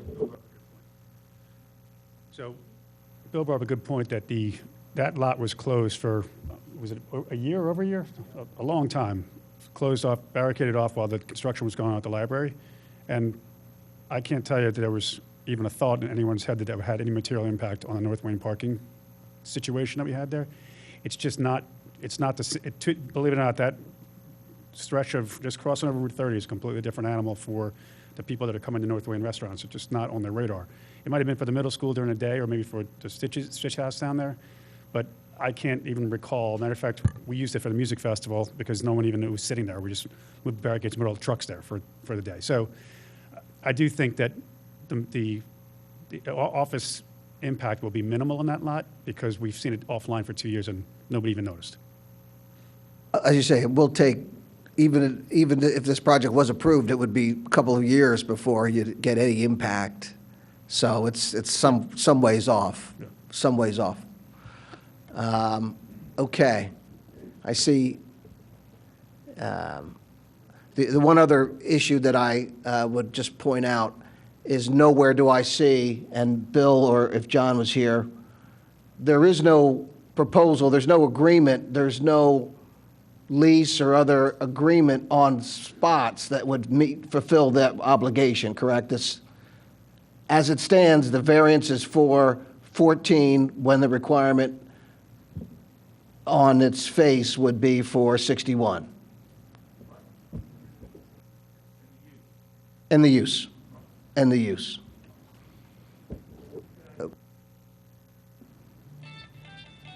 Just on that point, you know, we would make that as a condition to the zoning approval that we, you know, enter into an agreement to, you know, rent those spaces as Eli had mentioned.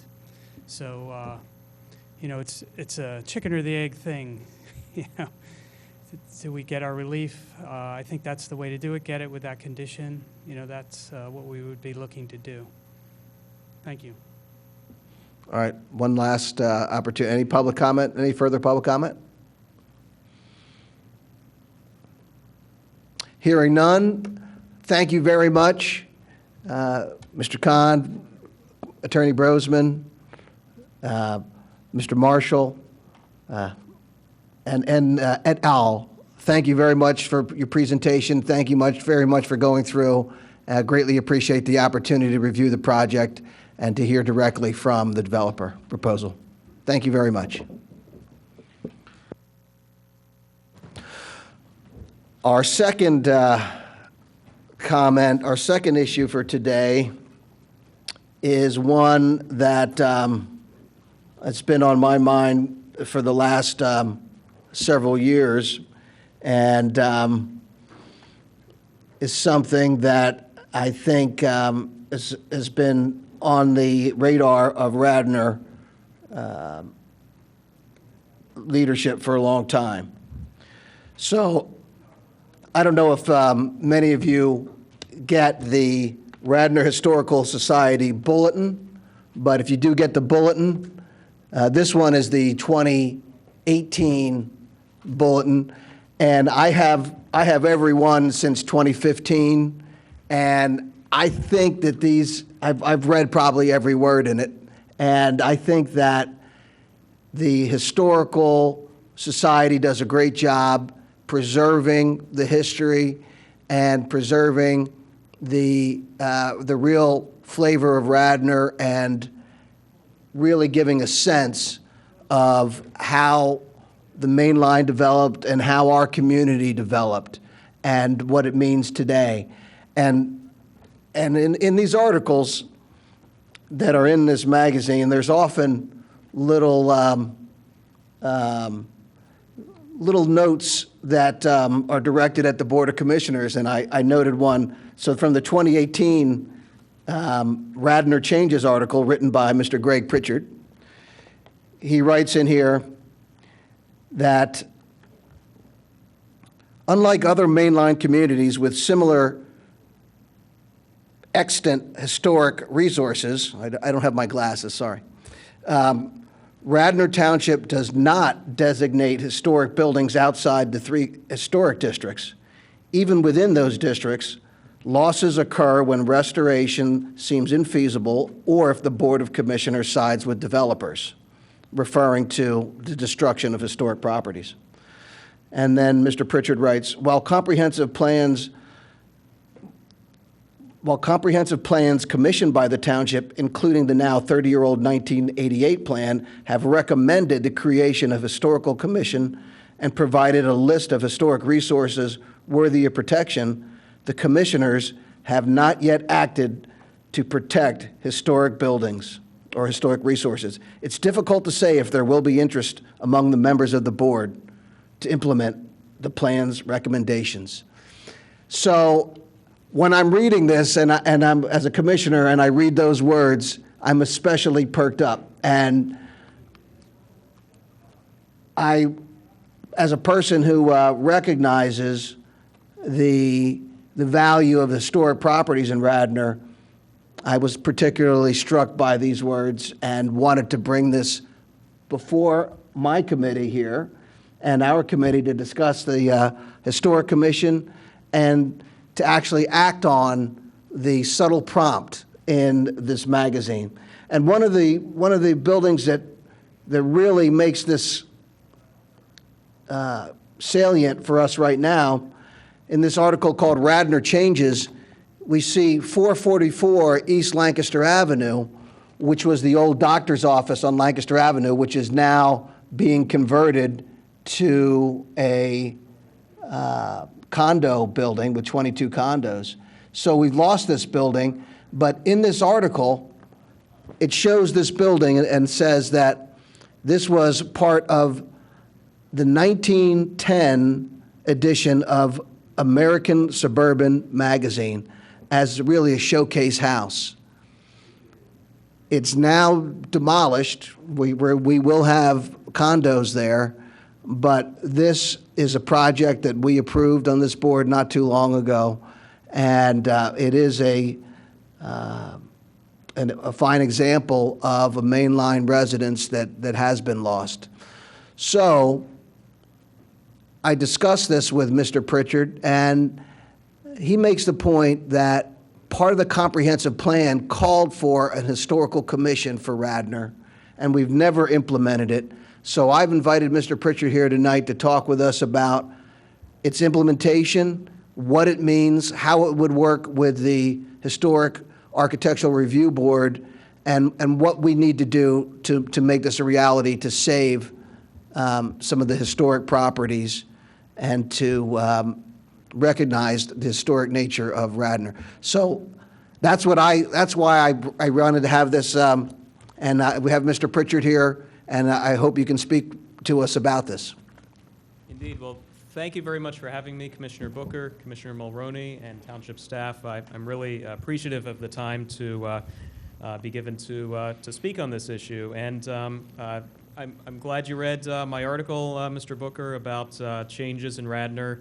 That article was inspired by articles that were published in the same bulletin in the 1960s when there was a lot of development, a lot of historic houses were being torn down, and Victorian architecture really wasn't considered important at all. It was just a way to document some of those buildings that were lost within the last couple of years. I am speaking on my own behalf tonight instead of the Historical Society. The Society isn't really an advocacy organization. Its purpose is to document buildings and places and the history of the township. But I do want to keep my Historical Society hat on for just 1 second to thank the township on behalf of the Society and the Wayne Business Association. We recently restored both of the Wayne Keystone markers located on South Wayne Avenue and Lancaster Avenue. In the past week, the one on South Wayne Avenue was reinstalled thanks to Steve McNellis and his crew, and we really, really appreciate their help and the township's help to get those back in place. They are heavy signs, and those guys really knew what they were doing. So thanks so much for that. I wanted to briefly talk about preservation in 3 different communities: Radnor Township, Lower Merion Township, and Philadelphia. 3 very different places, but really when you think about it, when you take away the labels and the boundaries, it's all one big place, and really no place is more significant than any other. Starting real briefly in Philadelphia, where it seems like there's a preservation story in the news pretty much all the time. Jewelers Row, the redevelopment there, has really gotten a lot of attention. And now, this was the latest headline I've seen about it. Jewelers Row condo tower developer Toll Brothers pauses work amid coronavirus uncertainty. They had planned a giant glass tower right in the middle of this historic area. Torn down, they tore down a whole row of buildings, and will it ever be constructed the way it was originally proposed? We don't know right now. It'd be a real shame if those buildings were lost for nothing, though.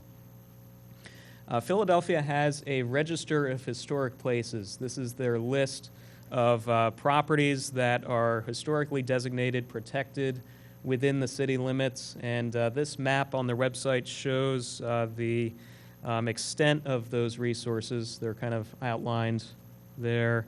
If you zoom in on Center City, for example, these are all of the districts and properties that are overseen by their historical commission. And they have a very active historical commission with a staff, a few staff members, and from what I understand, their meetings are day-long affairs sometimes, but that's because they have so many resources there. One of their most recent historic districts, designated districts, was Overbrook Farms. And this is an area where actually Radnor is well ahead of Philadelphia. Overbrook Farms was built by the same firm that developed North Wayne and South Wayne. They use the same architects, and Overbrook Farms is a very historic place, very interesting architecturally. And finally, Philadelphia has designated it as a historic district locally. I'm not sure exactly how many resources are listed on the Philadelphia Register, but there is a 259-page PDF on the city's website. This is the first page, so you can kind of guess how many resources there might be. Now, just heading to the west, Lower Merion Township, and full disclosure, I work for Lower Merion Township. I am the Historic Preservation Planner on staff.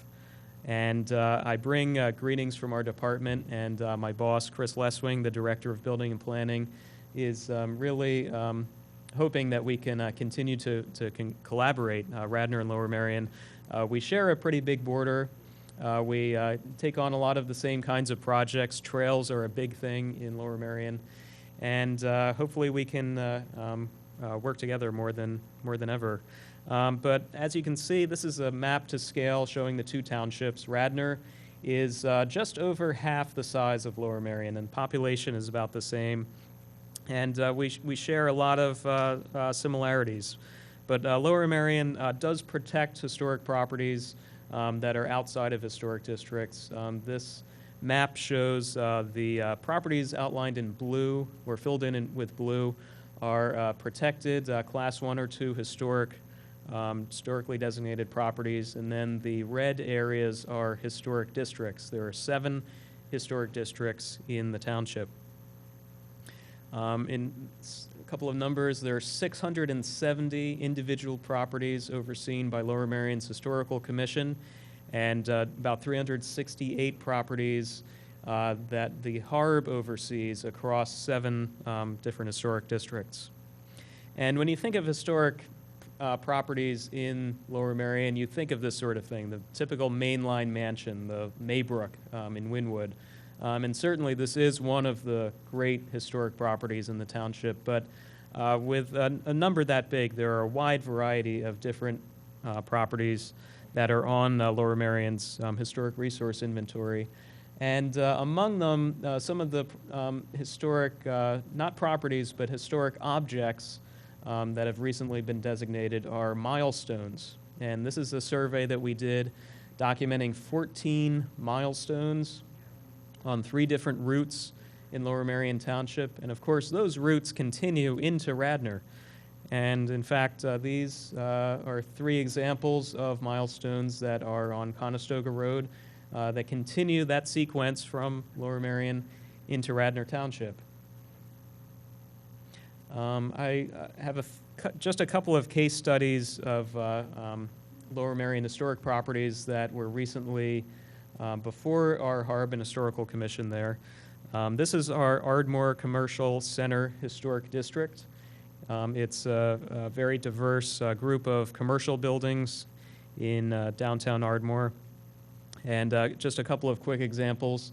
I personally lament the loss of Radio Shacks across the country in our different communities, but this one was particularly ugly in my opinion. It took a very prominent commercial, a corner storefront. They used big box signs. They put vinyl siding over one of the big storefront windows. And when it was time for it to move, the people that came in did a really nice job opening those windows back up. This is a coffee shop and a pastry shop. Put some really nice awnings up. This is a group of commercial storefronts on Lancaster Avenue, the south side of West Lancaster Avenue in downtown Ardmore, just east of the Ardmore movie theater building. This is how it looked around 1905, I would guess. Over the years, a lot of the stores slowly took over and did sort of their own thing with the building, covered up a lot of elements, and became this kind of patchwork. But you can see that old building, which was called the Colonial Block, through those alterations. And little by little, it is coming back to life. So, for example, this storefront section of the building, they covered over a lot of the third floor elements, that gable, half of that gable, and the dormer, which really didn't make sense since the other half of the gable was still there on the other side. But with the encouragement of Lower Merion's Harb, those elements were removed, revealing the original appearance of that facade on the upper story. Another commercial storefront that was, or a group of stores rather, that were rehabbed recently for a group of restaurants really nicely.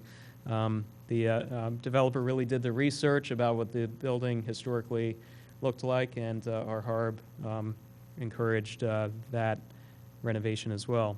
And finally, outside of the Ardmore Historic District, there is a very important individually designated historic structure on Lancaster Avenue in Wynwood. And it dates back to the days when Lancaster Avenue was traveled by Conestoga wagons. It was a toll road, and people had to stop at these inns every few miles to stay and to find a place to eat. This is one of the last ones. In Radnor, I don't think we have any of these old inns anymore. But the building remains, and this is what it looks like today. And this is an example of the township working with the developer to find a creative preservation-based solution to save this building. The property is pretty large. This is an aerial view from around 2014. It had a freestanding garage and a lot of land on either side of the main structure. Can I interrupt you? Sure. You're doing a lot of talking about Ardmore and Lower Merion, and I'm wondering if you can maybe tell me why you're not talking about Radnor.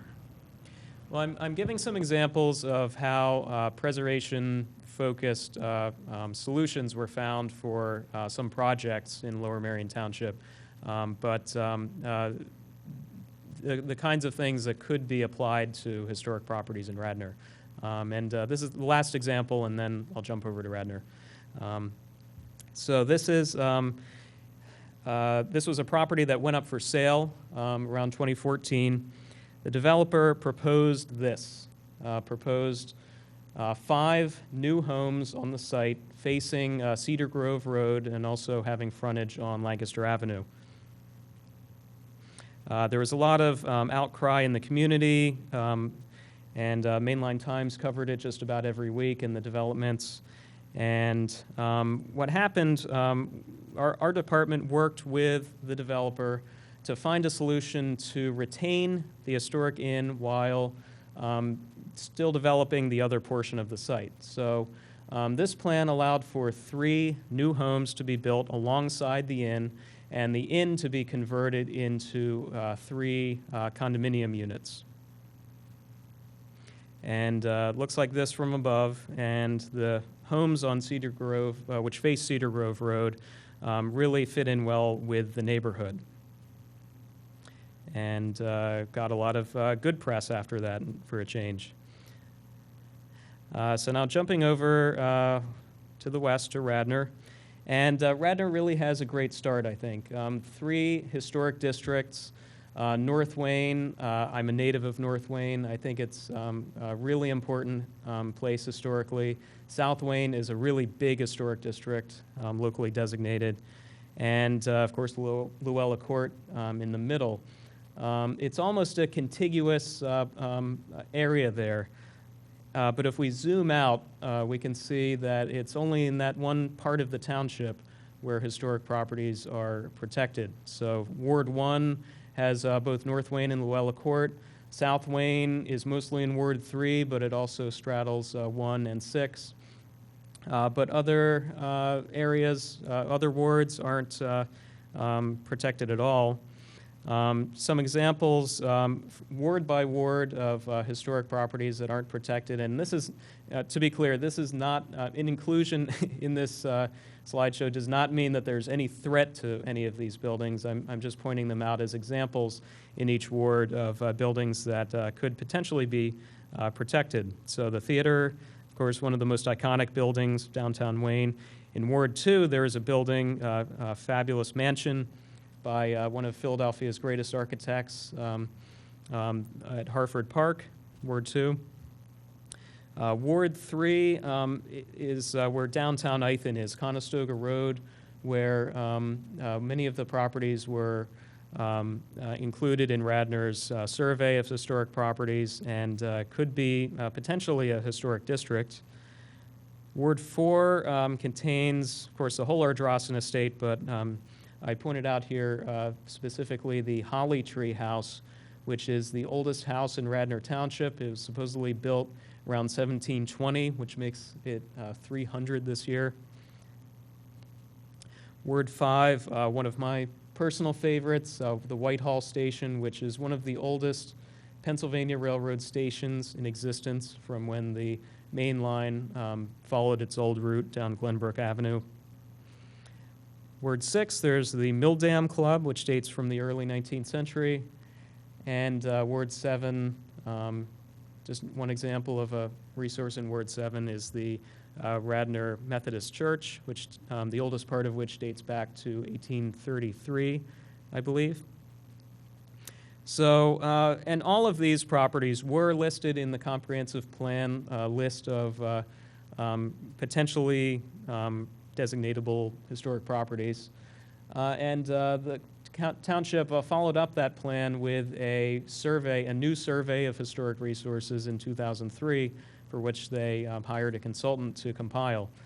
They identified not only historic resources scattered around the township, but also potential districts.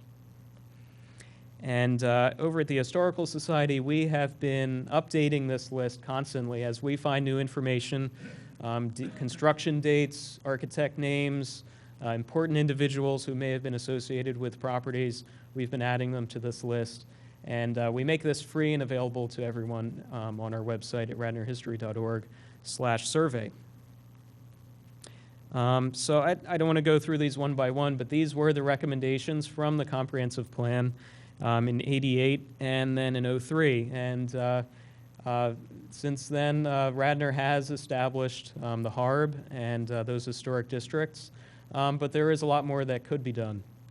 And that is all that I have right now, and I'd be happy to take any questions you have. Well, I appreciate that, Greg. Thank you. Very, very comprehensive and excellent examples. I really enjoyed seeing a lot of Ardmore, and one of the areas that I could see for Radnor is our 1880 historic district across from the Wayne Press Church. That was the first business section in Radnor, and that has a lot of the hallmarks of the old of the Ardmore. Just kind of hodgepodge of businesses over. So 1880. So we're going on 140 years. Yeah, the two town centers are very similar, and that's why I wanted to include some examples. Of course, Downtown Wayne was designated a National Register Historic District, I think by the developer of the suburban building back a couple years ago. But National Register designation does not give any protection to any properties, and that's a popular misconception. But I think the Design Review Board here in Radnor does a lot of the work that the HARB does in Lower Merion, reviewing signs and architectural changes to properties. But as far as I know, there aren't really any historical considerations when reviewing projects that might alter facades or replace buildings. And just one of the other facilities on Bolingbroke Mansion, and that's on King of Prussia Road and Glen Mary. The Spring House says 1727, so that's about in that area. And there's 1768, which is the dentist office, which is on King of Prussia Road by Belrose. Yeah, and Bolingbroke is one of the properties that's always been on Radnor's list since the '88 plan. So what would it take, what do we need to do to implement the recommendations in the '88 and 2003 comprehensive plans? What would be the first step this Board of Commissioners needs to do? Well, there are a couple of things. It would need to be decided which properties would be protected. If that list from the '88 and then '03 plans is correct and sufficient, or if it can be updated. And that's part of the reason why we've been updating the survey constantly at the Historical Society. But that would be, I think, the first step. But I think looking at similar ordinances in other communities, I can provide, of course, links to Lower Merion, but there are many other examples. PHMC, the Pennsylvania Historical Museum Commission, which is the state historic preservation office, can provide a lot of resources as well. The Historical Commission would be a new advisory board. Some communities combine their HARBs and historical commissions. They use the same people for the two different functions. Can you tell me what the difference is? What are you proposing? What are you asking Rich to do for you? I mean, we have a HARB. I think there are a lot of historic properties. We value that in this community. Yeah. I think, sure we can find lots of examples of builders who have been very respectful. Absolutely. My folks lived in a house built in the 1700s in Rosemont. I mean, this is a big reason people choose to move here is because of the feel Definitely. And the look and the history. So I guess I'm just wondering what this conversation is. We have HARB, we have zoning, Yeah, there is an important distinction. Yeah, and exactly, and the point would be to designate these properties outside of the HARB, and he listed a bunch of them, so it wouldn't just be a HARB.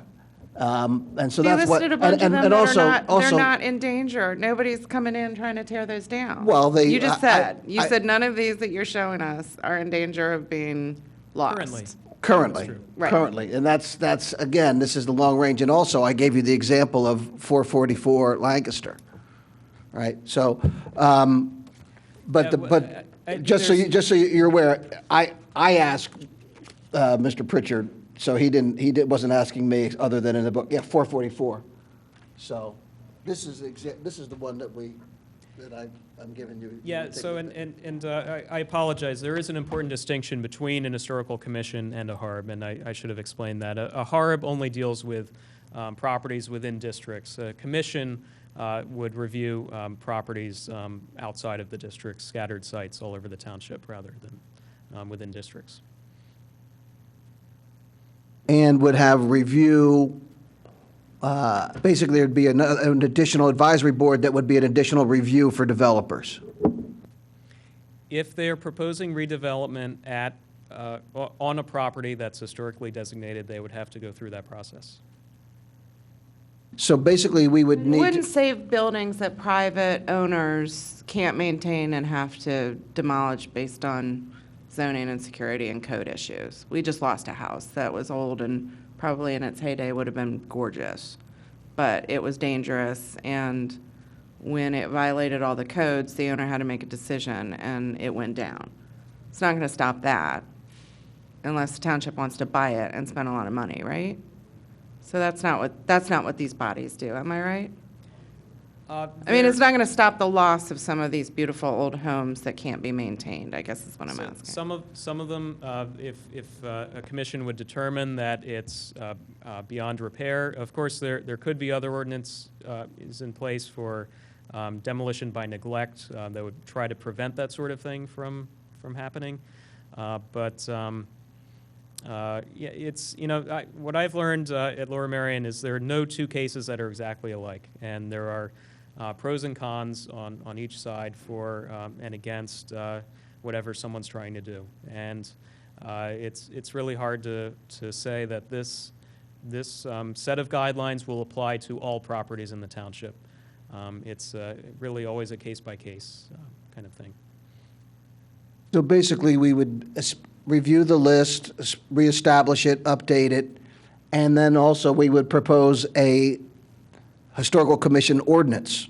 We would need an ordinance and adopt that, form a new body that would be a new advisory committee, and then, I guess, modify land development to incorporate this in those instances where there's a designated property that is the subject of redevelopment. Right, and it'd be similar to the HARB process. When I assume when a permit comes in for a property that's in a historic district to the township, it's flagged as being there and then goes to HARB first and then goes through the rest of the process. But it would be, similar process for any other designated property.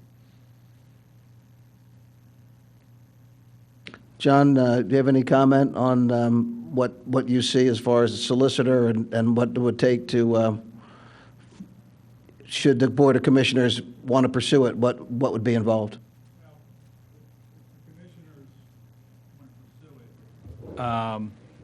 Sure, you would create a historic commission, but then you'd have to decide what are their powers and duties. And there's a secondary question. You can have a standalone historic preservation ordinance. You can also make it part of your zoning ordinance under the MPC. It's not typically done that way.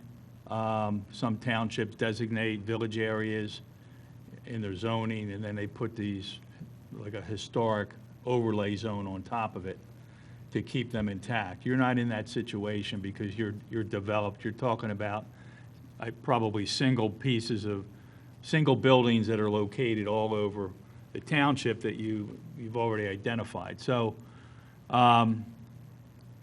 what's the commission's role going to be? Are they going to deal with development requirements? Are they going to deal with demolition by neglect or just demolition?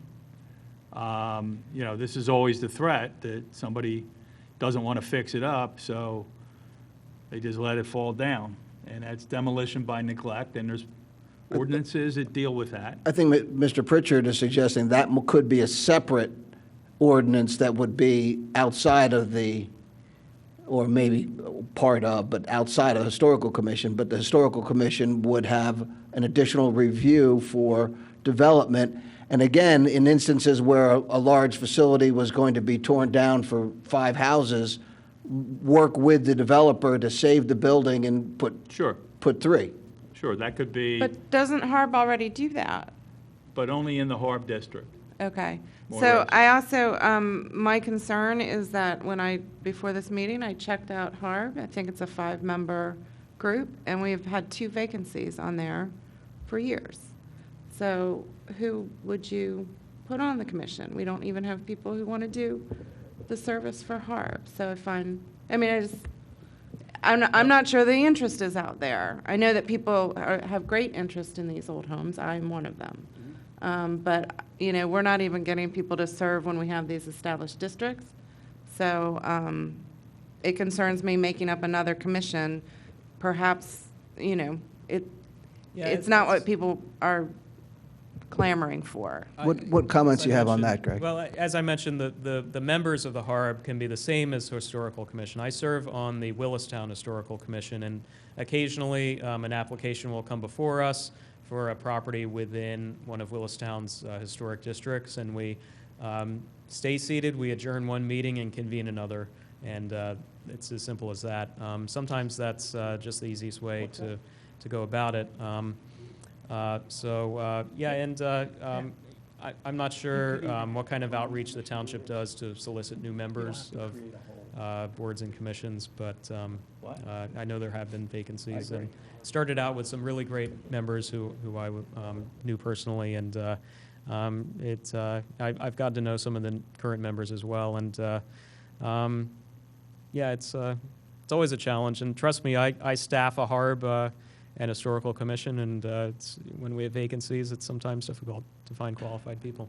There may be more of an appeal for historic commission because it's a broader, it's not just the people in that area, so.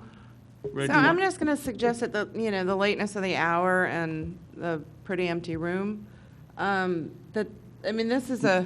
Accepting Baron Gemmer. This is something that I think if there is There's an nowhere to ordinance, go. or if we want to review how our zoning work is done and reviewing these properties when they come before us, it looks like a very healthy amount of research and work is already being done, so we know what a lot of these properties are. I would suggest, you take a look, maybe work with the solicitor and bring something forward to the board. Well, I think before I work with the solicitor, we need to bring it before the board. So this is meant to be the first step in doing that.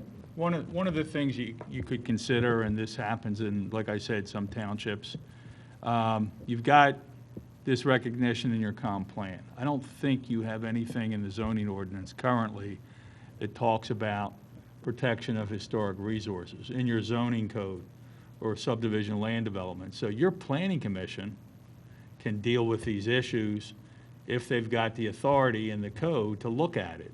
Someone wants to redevelop a property, there's a historic building, historic shed, whatever's on the property, and the planning commission can look at how to deal with that in an overall development project. Developer may want to try to blend it in somehow, may want to knock it down. So you put it in your zoning, then it comes up during a land development review. Yeah, I don't believe there's anything, I don't recall anything specific in the zoning ordinance about historic resources. In Radnor's current ordinance? Correct. Aside from the historic districts, no. Other than HARB, but that's not in their zoning ordinance. I mean, Right. right. But there's no provision, and you're allowed to do that under the MPC. You can protect historic resources. So that then goes to the planning commission, and, they can deal with that. Well, I would say the Planning Commission has a different set of guidelines they follow. So, for example, many historical commissions follow certain guidelines, the Secretary of the Interior standards when reviewing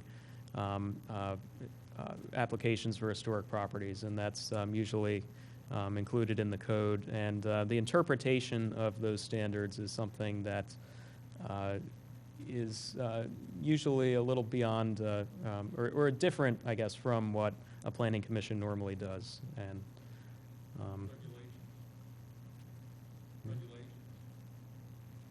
Good.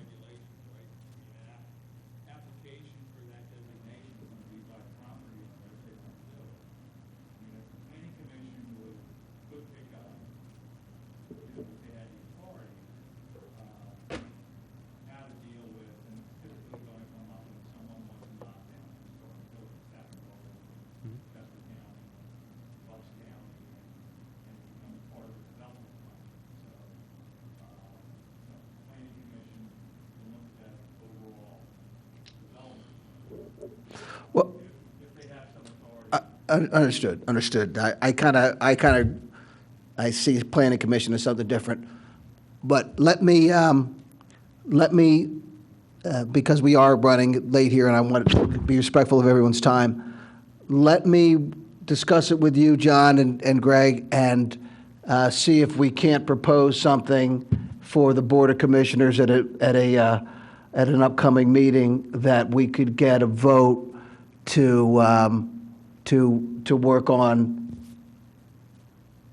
updating the list and to talk about whether we can get an ordinance and once we have that, we can talk about exactly how we'd implement it and see if we could get support for that. So that'd be a vote to just get the ball rolling, not to implement anything. Yeah, because I need to get a vote to spend the money to put it in place, I think. Yeah, it is it is a longer conversation, of course, and given the hour, I appreciate your patience with my presentation, and look forward to hopefully helping in going ahead. So. I enjoyed your presentation. I Thank think it you. was great too, and we gotta build the votes. We gotta build. Is there any public comment on the historical commission? Barron is an expert on historic preservation as well, so. Okay. Again, Greg, thank you very much. Excellent presentation. Really appreciate the work that you do, and appreciate the Radnor Historical Society, and Hartford is one of the township buildings that we have been spending money on, and we do have mainline school night in that, and continues to operate. And I've been out there, and one of the areas that we have is that the outbuilding that we have. That's an issue that we're working on right now. So. Good. Thank you again for your for starting this off for us, and we will circle back and see when we can bring this before the board to see if we can get support for it. Okay. Thanks again for Thank you inviting me. very much. Thank you. And with that, if there's anything else, anybody have anything? I move that we adjourn this Community Development Subcommittee meeting. All in favor? Aye. We are adjourned.